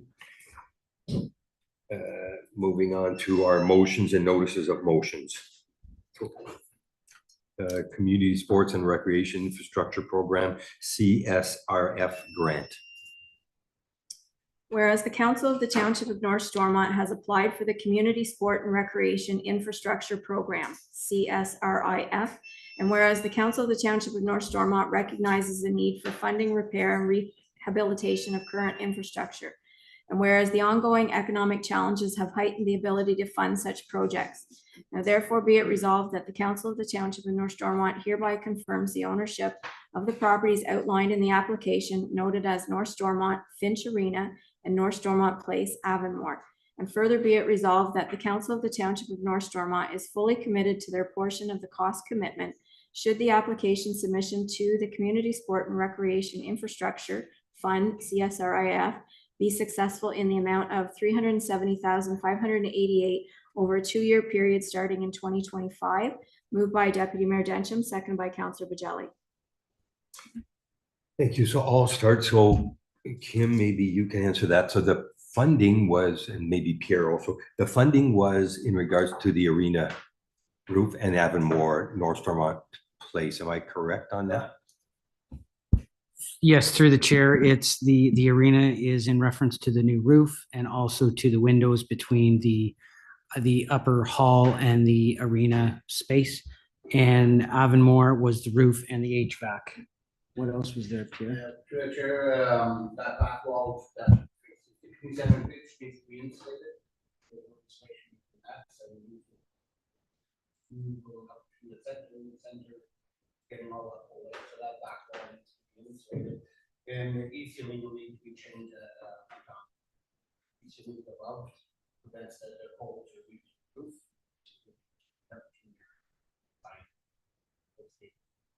Okay, and this is a 50-50 grant? There's a possibility of an extra 20% for small municipalities. We did apply for it, and it'll be very competitive, 20% across the province. So it depends on how strong our application is. If we get to that thing, get it next for 20%. So right now, is it safe to say the 370 Based on we're 50%. looking at? So what we're looking at getting done, what's the total value of what we're applying for? Through you, Mr. Mayor, 741,000. Okay, which is the 370 smack dab It's in 50, this, it's 50 of that? 50%. If it comes in better, we get an extra 20, well, all the better to us. Okay, and I thought that number was going to be lower. So the money we have in reserve, say for the roof at the arena, will that come in to help us out on this 370? Through you, Mr. Mayor, as part of the budget process, I have 150 from reserves going off to help offset this cost. Offset the 370? Yes, So yes. it's not already taken off? No. Okay, perfect, okay. So everybody understand what I'm, because I had, so we did put over the last 2-3 years, we put 50 aside into the reserves for the arena roof. So now that money can be utilized as our portion of the cost, which will offset, help us out, offset a little bit. Yeah, through you, Mr. Mayor, the total cost of the project at 741, what this resolution is saying, the municipality is committed to providing the other half of that funding. What source, it doesn't indicate. So if it's from reserves, if it's from debt, if it's from donations, it doesn't matter. We're just committing to the amount.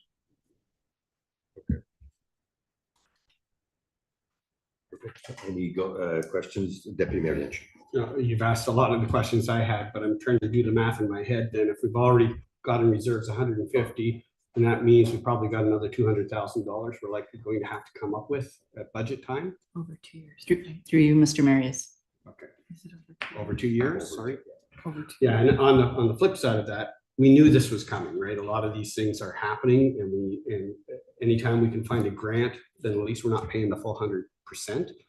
So thank you, first of all, for looking and coming up with a grant. But the reality is going to hit us pretty quickly as we go into the future budgets, because we're only just starting to touch infrastructure that is getting old. And so we've got a lot ahead of us as well.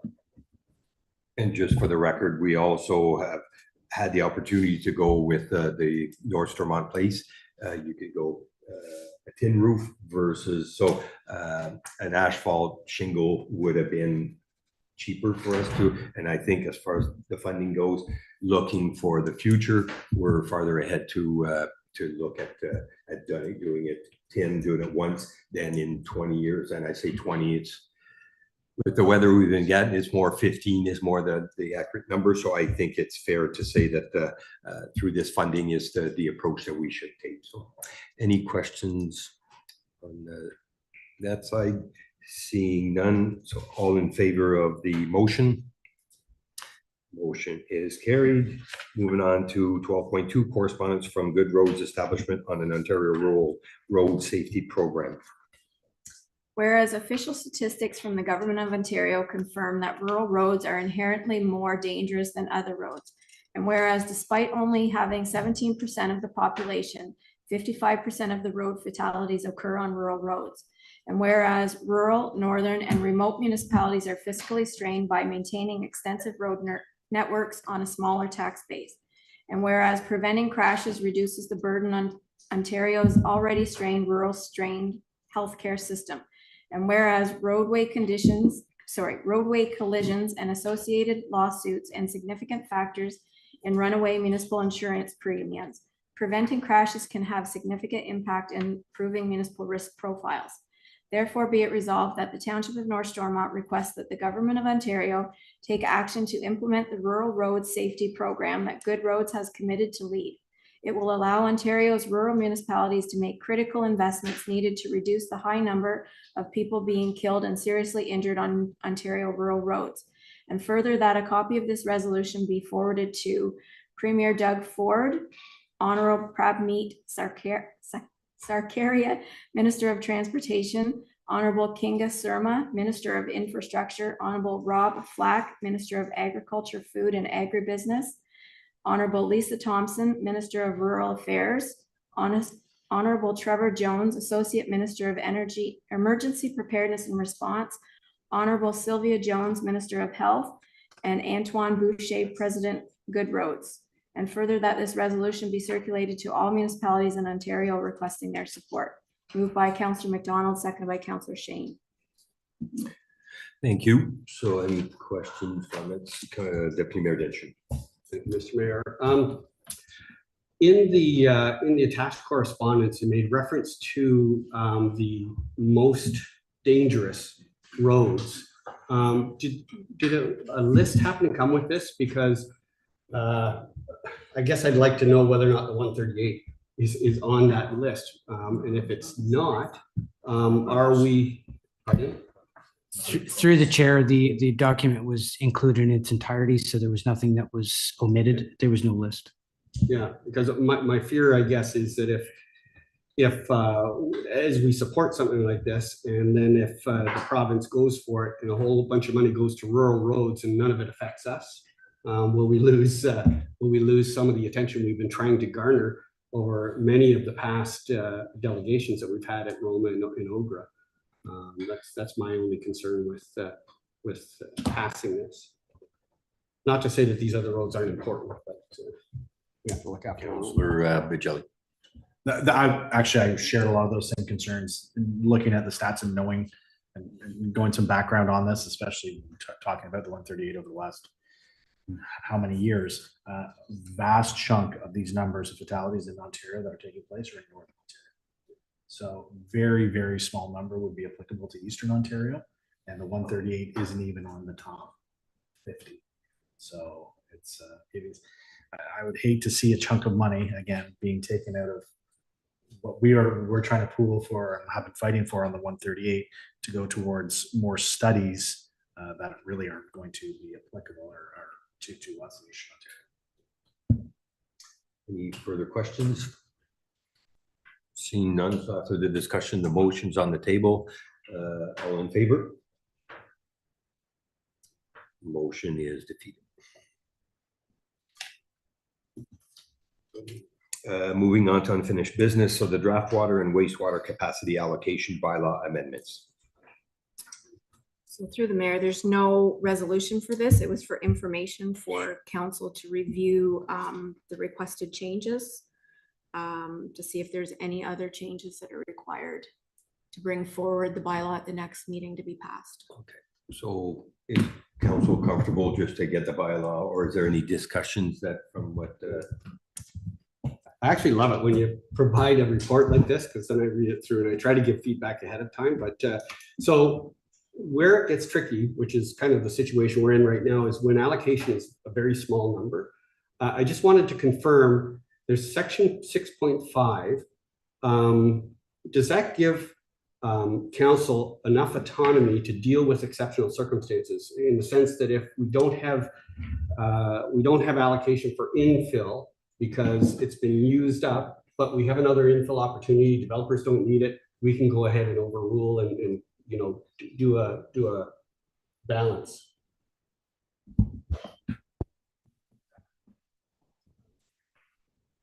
Through the chair, that's kind of that's what we've done in the past. It's just I don't know if Craig wants to speak on this, because We have used our discretion in the past, and this is just formalizing it. Council will have the discretion to flip. Yeah, okay. I just wanted to confirm that, because there has been occasion, exactly to your point, there has been occasion where we had to do that, and it would have been sad for us to tie our hands. Correct. The intention for that particular section was to give us that flexibility, yes. We got two more. It's okay. Yeah, go right ahead. So there was one spot in 7.4, I think it was, where infill paying a processing fee was crossed out. Is there rationale behind? So we're saying developers pay the processing fee and infill don't pay a processing fee?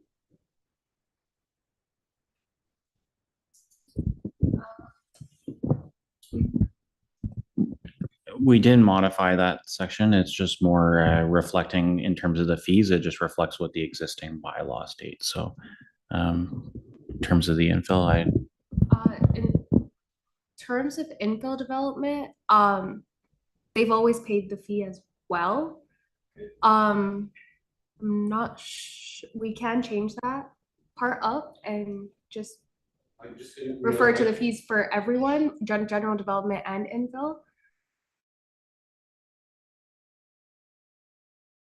Going to now rescind the requirement for infill. The infill don't have to pay the processing fee. I just wanted to understand the rationale. oh, sorry, through the mayor, it's the processing fee for, it's mainly because of some of these larger ones that we're doing, I think, is where it's spread out over like a whole subdivision. Sorry, also we technically don't have like a processing fee. We have one fee of $250, which is for 1 unit of water and 1 unit of wastewater. And then we have a fee for, I believe it's $175 if they're only using up 1 unit. We don't technically have like a processing fee for it. That is included in the $250 and the $175. Yes, so we can change that. Processing fee of $250, et cetera.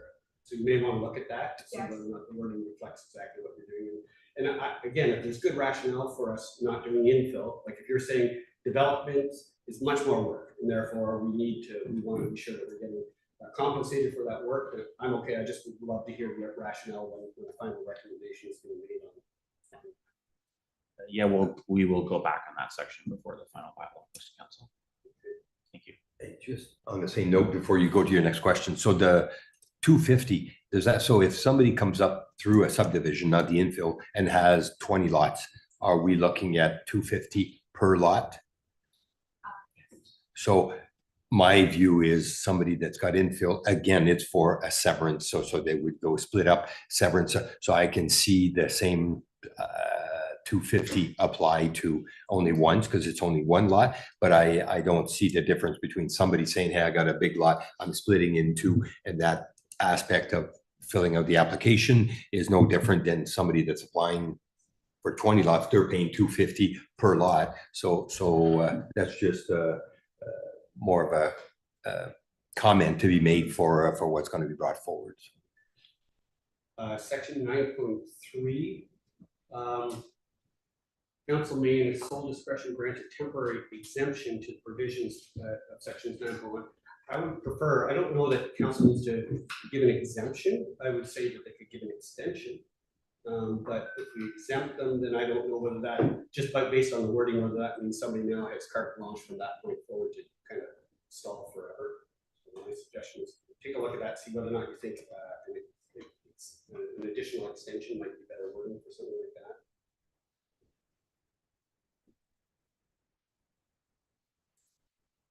Sections 11.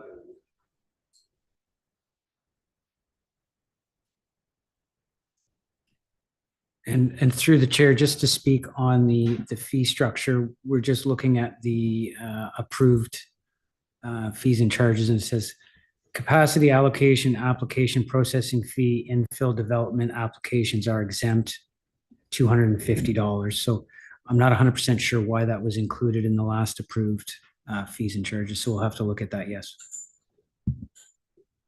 And then just generally throughout section 11 in exemptions, it says something to the degree of the bylaw shall not apply to the construction of accessory buildings, which may or may not include things, provided there is no increase in the demand for water and wastewater capacity. So I don't know how you would determine increase, like, or what would be a base use. So for example, if a house was a 1-bedroom house, it's very small, and they've decided to put an addition on that adds 2 more bedrooms, which really a 3-bedroom house would normally fit within a normal capacity of 1 outlet, but they would have an increase in demand for water and wastewater. Are we saying that they're going to have to get another connection? I don't think so. So I'm just wondering whether the wording there is, rather than saying that there's no increase in demand, we're saying that they're not exceeding the normal capacity or expectation of usage for know what I mean? I'm not sure if I'm explaining it well. I was just gonna add, I think it's not something that we really ever do, except like I can think of one I had before was like a dog cleaning business was in their accessory building. That's when we might say, okay, you need a water hookup or a secondary unit. I think in a detached garage or accessory building, but yeah, generally we would never do it except certain circumstances like a secondary unit. Or and the language won't constrain you won't force you to do it just because, like I say, somebody adds an additional bedroom in a 1-bedroom house. Would the language not force you now to? Yeah, we can take another look at it. Usually it's only if there's a new unit or a new business, like with a different type of. Okay, this is relatively rare for existing development or where they're just doing addition. We would actually, so it's kind of left a bit more vague like that just to pick up those situations. Okay. But generally it's almost never charged. We can take a look at that. Or maybe put the word significant. If you say significant increase, and maybe that leaves you the wiggle room. And maybe when we get down to the part about water meters in units, we can eliminate it altogether. But there is situation, and that'd be caught with the building department and planning most likely, where they could have, like, I shouldn't even say it, like a little grow up thing that the watering all the time, you know, where there is not really reasonable to as a house. So there is things in there that could happen that you want to have, you know, something in there that you don't have to be stopping them. Yeah. So. Okay. No, that's good. That's it. Thank you. Thank you. Any further questions on that? Seeing none. So it's just discussion. That was just Yeah. discussion. So everyone, so the blue box, so we had good discussions on that last week in regard of numbers that come. So any discussions as far as how the directions we want to take? So I have a resolution for. Okay, do we discuss We have first a re- because yeah, so I have a there's- resolution for the deferred resolution from the past meeting. And then I have a resolution for the report. This is about the deferred Okay. resolution from the last one. so you go ahead and Okay. read that first. That the council of the township of North Stormont reconsiders the original request from October 22nd, 2024, and agrees to discontinue the curbside collection of blue box materials from ineligible sources as of January 1st, 2025. Moved by Councillor Shane, seconded by Councillor Bajelli. Thank you. So that motion, we can just, So through the chair, we have to deal with Ex- the deferred motion, so so we can this accept. is to opt out of the collection. And then as was requested for more information on a report was brought forward for the information. But I would like to see, I don't want to, that's opting out. So would we not go to the discussions of different options before we opt out? So through the chair, I believe we pretty much have to opt out, Blake, is that correct? Through, No, this report is just showing what the No. cost would be to have a contractor collect. And We no, collect that's not on the their behalf. report though, sorry. So that's not the motion on the table though. The motion is the deferred motion from the past meeting to opt out. So we need to deal with that motion to opt out of it and then decide what you want to do, whether in that report, decide what option council wants to take. It's the Is that same, it's the not same fair? things. So there is an option to hop out in the next one. No, there's not. No, this is the Because decision. there'll still be a So- possibility that we'll opt out. No, so the decision in the report to come is either that we have all the ineligible sources pay for their own collection, or we do a 6-month, we do a Agreed, but 6-month. if they but pay for there's their no own, opt-in, yes. if they pay for their own, that means we're opting out, correct? Yeah. So that's what I'm saying. So if we pick number one, we're hopping out because then they're on their own to pay for their own service. Correct. And again,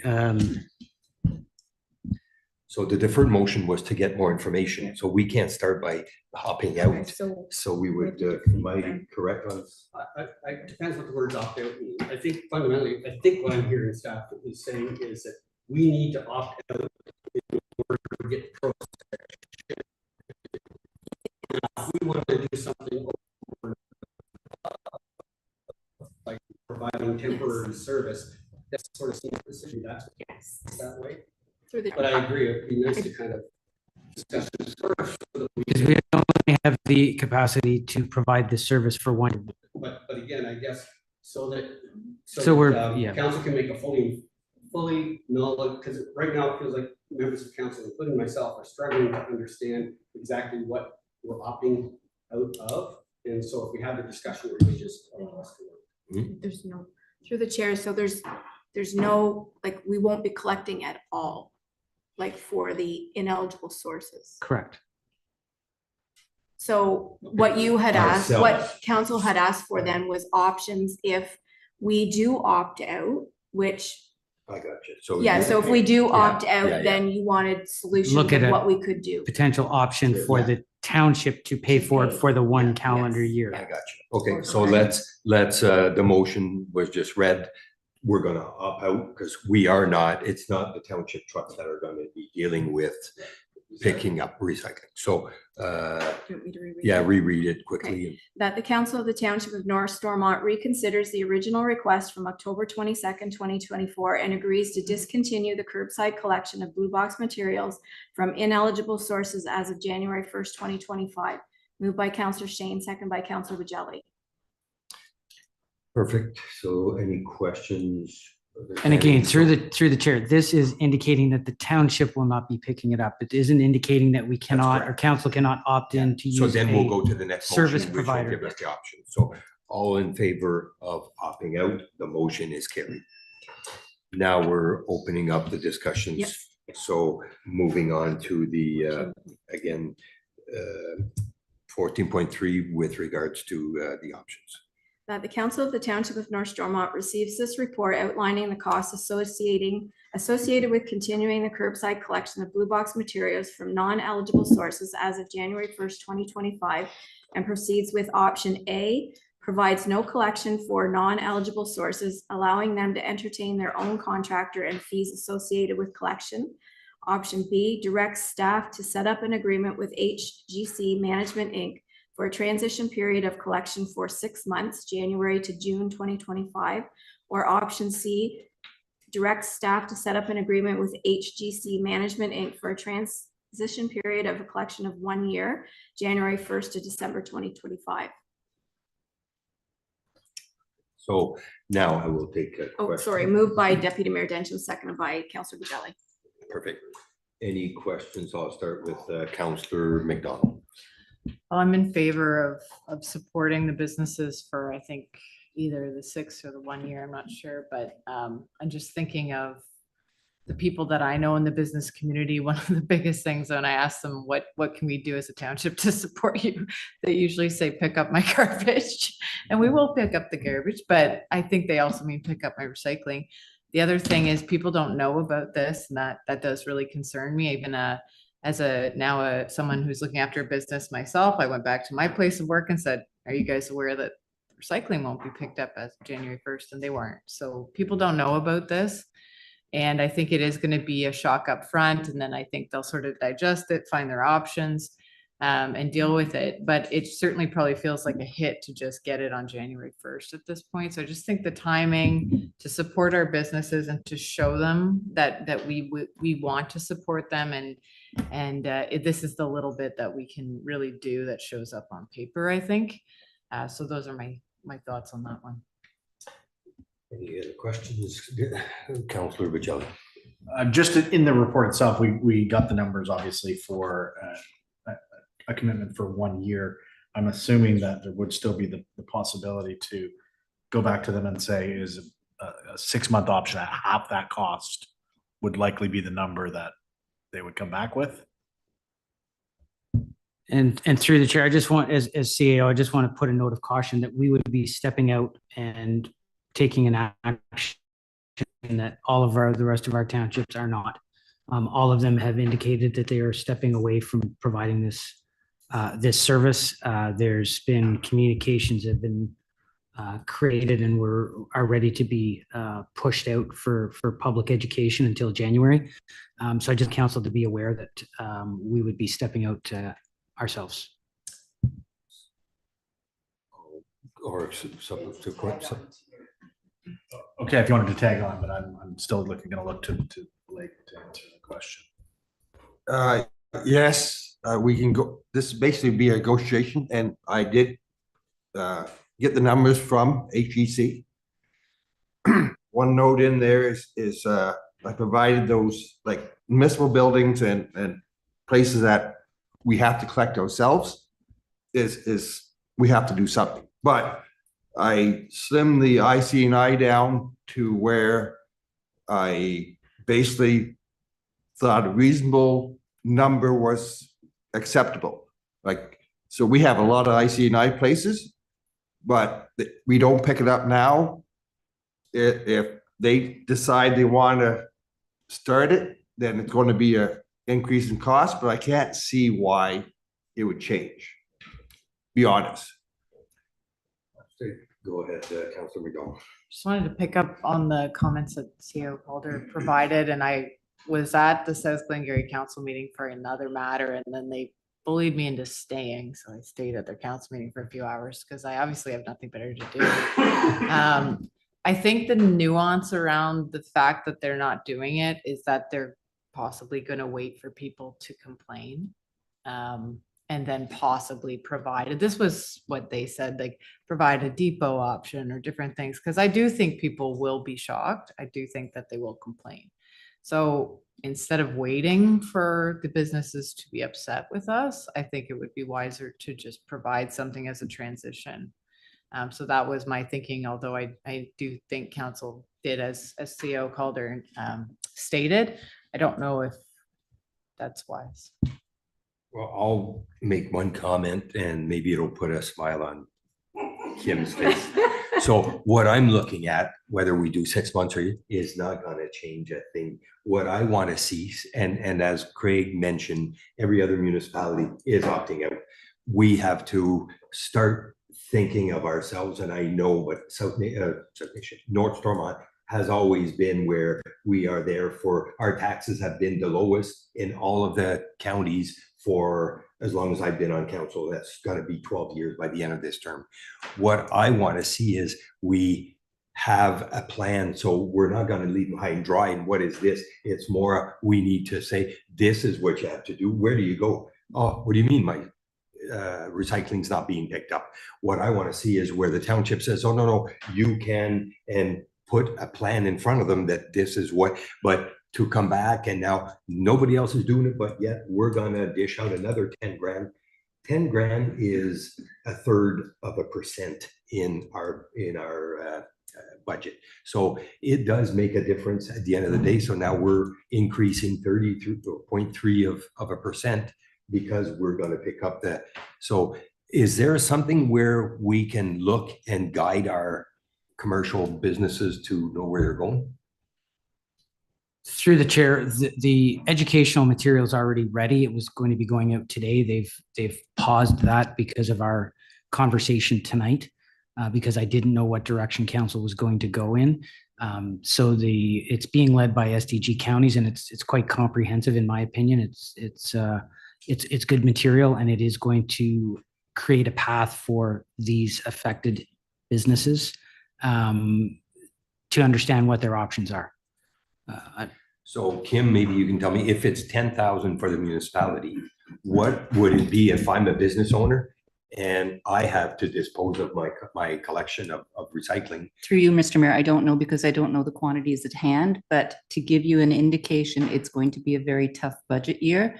And council has already approved 20,000 for Maxwell. If we add this, we're at 1% already, and we haven't even got to the table.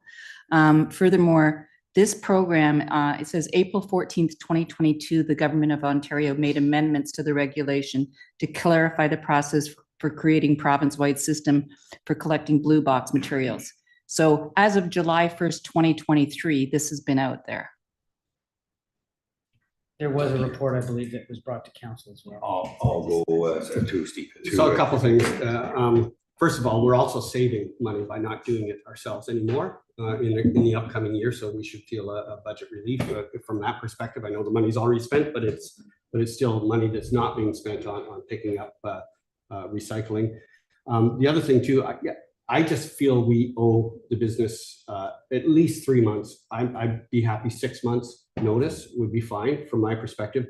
The other thing in here as well, on the second page, right before it, or just above the table that says location ICI and municipal 69 and 17, it says for the transition period, January 25th to December 2025, for once weekly pickup. Well, we don't do once weekly right now. We do every other week. So if we could cut this in half, this amount in half by making it 6 months. We get it every week. Oh, do you? Yeah. Well, Chrysler might, I don't. No. No, well, they gave me the price for weekly. Yeah. There's still a lot of unknowns, what's really going to happen. And they know that we do the village of Chrysler, just the village. Yeah. Every week, because the reason we could not accommodate that area in one day with our truck and manpower and run to Cornwall to dump, come back and do it. It's just the population growth in that corner. When we started the program, it was much easier just to do a part day pickup in Chrysler than to try to change another day and change the whole system all around when we're getting rid of it anyway. Okay, so then this is probably a combination of ICI stops that are both weekly and bi-weekly then, is it? Because not everybody lives in Chrysler. And honestly, on the second Friday in the village of Chrysler, we do some ICI on the way back to Cornwall. That we accommodate them because they don't have the facility to stock that much recycling. And we kind of gave in to them and say, well, instead of building a bigger building and financially wise, it was on our way on the Friday run to accommodate them to get the recycling. We can get complaints and pick up one day every second week, or we just be a little flexible to actually collect it and give them a little relief. Well, bottom line, of the options that are given, I support 6 months. And whatever we can do to reduce the cost. I don't know exactly how this was calculated versus if it's an ICI in Avonmore, I'm assuming they only get picked up every other week. So I support the 6 months. I'd even be willing to go to 3 months. I just think we owe people who we have been picking up, we owe them some notice. And granted, some people procrastinate, but not everybody. So again, the 7, like I just did with the one, it's $1.50. So I don't think it's the monetary value. I think it's the guidance of giving them the opportunity to know it's not, they have to make the phone call, excuse me, yeah, who can pick up my recycling? If we have it structured, that's what my view is more that aspect of it, not so much the monetary value of 3 months or 6 months, or because regardless, I want to lead our residents to the commercial one to know where to go. It's not so much a thing. And I've assumed that we're going to do all the proper communication and trying to equip them with options, et cetera, et cetera. So I've been assuming we would do that regardless, but the clock stops. So I'll go quickly, Blake, and then What the game plan was when we got this started was to go every business that we collect now. But right off the bat, their collection is right here. If they want to go somewhere else and find another contractor who's collecting, they can do that. But at $104 a year, that's. Sorry, it says per pickup, cost per pickup. Yeah, but that's so it 69 stops. Yeah. So if somebody has it at $104 and they have to pay the processing cost, well, we got it at 2,000. So you do the just basic division, and it's not a lot for the first year, and that's because they can do it in the first year with the same truck. After that, it's all private. You have to get someone, or it could be the same company, but they have to have a truck driver on the countryside just to do the stops. Go ahead, Councillor Bajelli. So correct me if I'm wrong, though. The one thing I'm looking at here is when they first presented this to us, HGC management, and gave us the option for this 1 year buffer, we're the ones that kind of said, okay, let's explore 6 months or 3 months.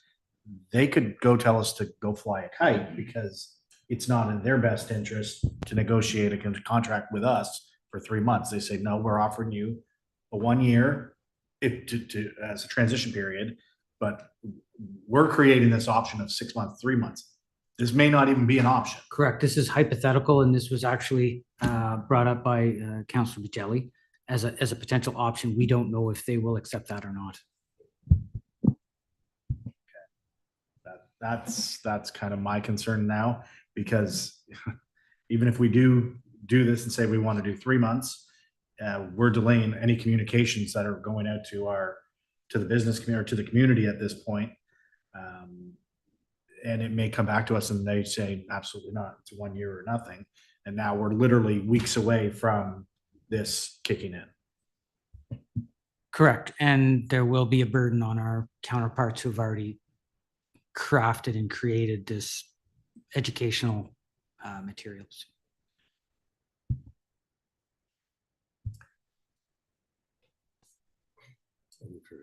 I'll just say, I think I've kind of changed my mind now, just kind of better understanding things. So just, not that I don't want to help the businesses, but I think the cost looks pretty reasonable. And if it's going to hold everyone up from being able to communicate this to people, I think, yeah, I can draw the line, I guess. Considering we all just found out that we already have 2-tier recycling in North Stormont. I lied to a constituent. So, okay, so any further questions? Well, like, again, I'm still stuck on the 6 months personally. And again, why put it in, like, it doesn't help to have a, sorry, let me move back up. Did HGC Management Inc. say that they would do it for 6 months? Is that why it's on the report?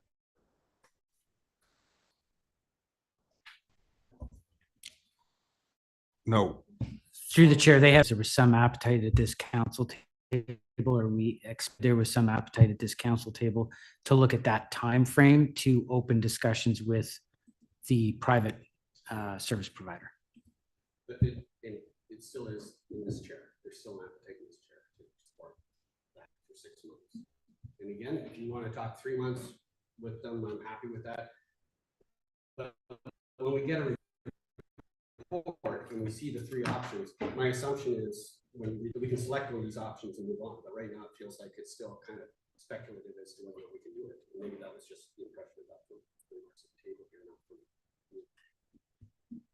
So And that's one. I can be voted I'll, down, but, last word, I guess I get. So my view is follow the other 5 municipalities, opt out, guide our commercial businesses to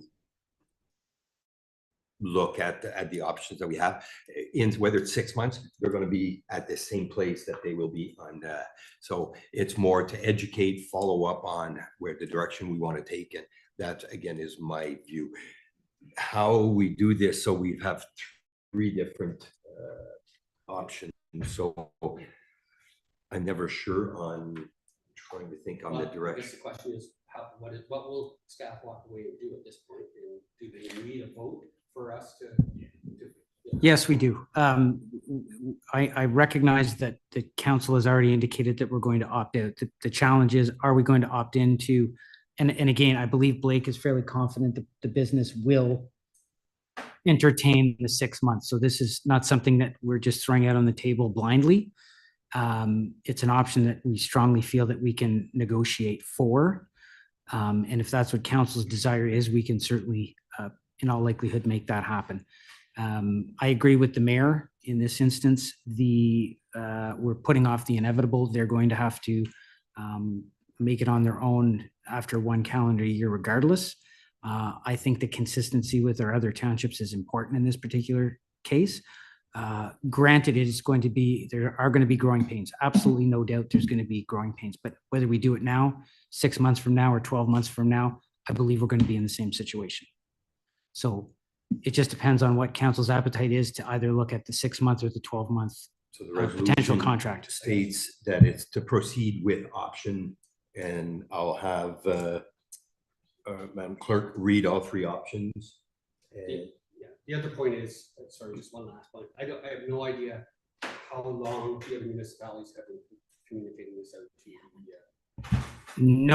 No public communication has happened yet. It has been created, and again, it was supposed to go out actually today, and it has been held until this council makes a decision. I'll take Pierre if you. Just wondering because my other workplace, that was presented in February 2023, the council into business. So how come we're in November here, where it takes an effect in January 1st, and a business didn't hear about it yet? But other counterparts in Prescott Russell was presented in February 2023. And it's through the chair. I want to be clear. This was brought up 2 years ago. There was a presentation at this very council table on this date. So this is not new information, and we were following the group that was being led at the counties. If Blake And what wants to was brought interject. was to hop out and be out. So we're the one that's now rehashing, thinking that, oh, let's help them out and stuff. And that's that's where we stand here. So the only issue is if you read this, you're saying to use option. I'll move option B. A. I will move option B, and then we can see if anybody wants to. So through the chair, there's no moving anything. It's a council decision on either choosing A, B, or C. So it's not a motion that we need. So it's basically just, You're So, you're okay. choosing either option A or B or C. so do you want to read A, B, C? Yeah. And then, so read A, I'll do it, and read B, and then I'll go through that.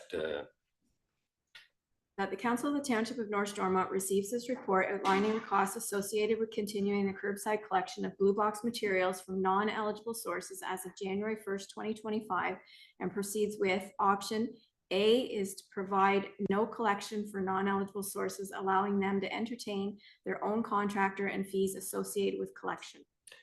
So I'll stop you there. So with, I'll take it to, it's not a vote, it's just to decide. So who's in favor of option A? So I guess Well, we just can. let me raise my hand.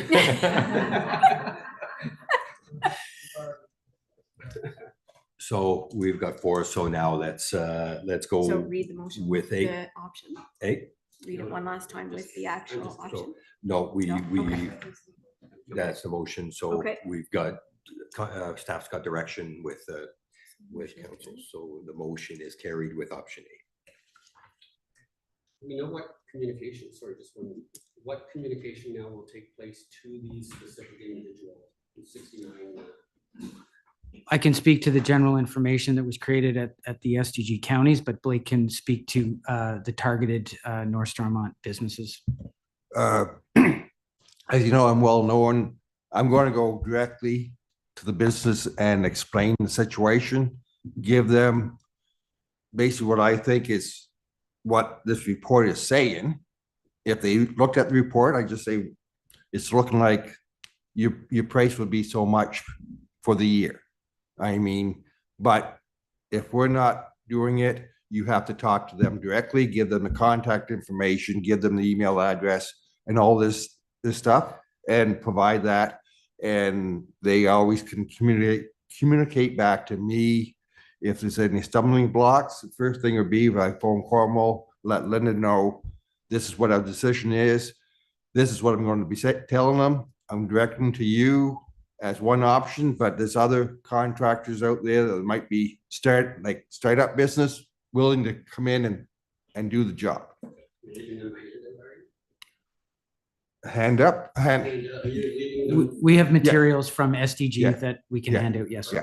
I would recommend too that maybe the cheat sheet or part of that be sent to council, because I mean, we might be now asked about what's going on. So it would be good, wise for. Certainly through the chair, I was planning on sending out all of the materials that have already been created to council for their digestion, yes.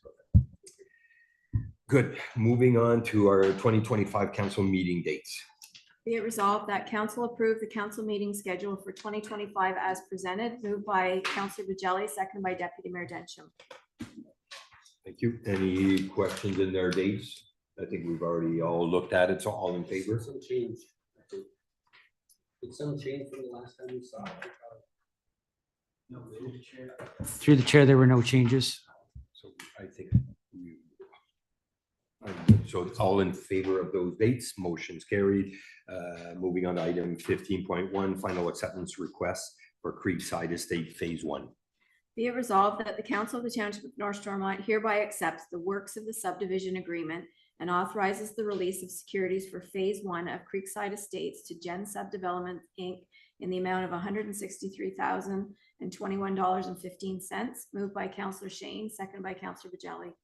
Thank you. So question, Peter, does that now finish off all Phase 1 is now complete as far as all securities, everything's been finalized, approved by our engineers?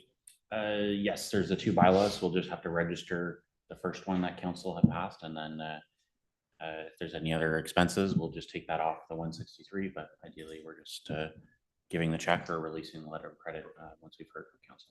Thank you. And sorry, go ahead. Just in the letter that was sent, there were a couple of notes, and I didn't know whether they were good notes or bad notes. The percent passing on 4.75 millimeter sieve is high, and voids and mineral aggregates are high, and voids filled with asphalt is low. I didn't understand those. It was on the last letter. Letter 7. This.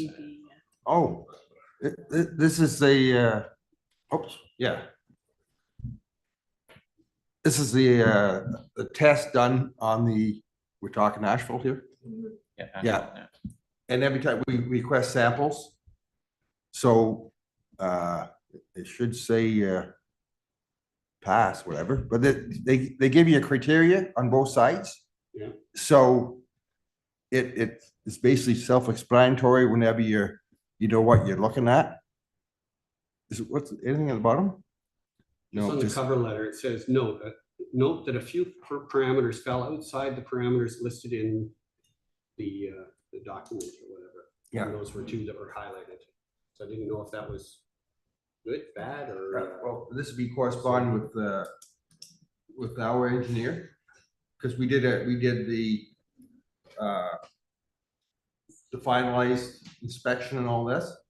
So yes, they're saying this, but it's acceptable, and we believe it's acceptable. So it's something you never see it, you walk down the road. It's tests that they do, and But from what I understand, the wording is kind of, but this has been approved. Jared, Yes. like And SEMA has through approved. the chair, sorry, I was trying to get my mic to work. Yes, I confirm, the CAO did confirm explicitly with SEMA that there were no deficiencies outstanding and that we could move forward with the release of these securities. Thank you. Schedule of our next or following meetings of November 4th. Oh, sorry, I apologize. So all in favor of the motion is carried. Now, November 14th, November 26th, and December 17th. So the Fire Service Committee meeting and our two regular council meeting of November and December. That's not a motion, that's just a motion. And then there's any coming events on behalf of council that we do have the next meeting in November. I know there will be tree lighting ceremonies, Christmas parade, and so on that will follow up at our next meeting. So any closing remarks, comments by council? Seeing none, moving on to our ratification bylaw. Be it resolved that bylaw number 91-2024 being a bylaw to adopt, confirm, and ratify council's actions at its regular meeting of November 12th, 2024, be read a first, second, and third time, passed, signed, and sealed in open council this 12th day of November 2024. Moved by Deputy Mayor Densham, seconded by Councillor Shane. All in favor? Motion is carried and are adjourned.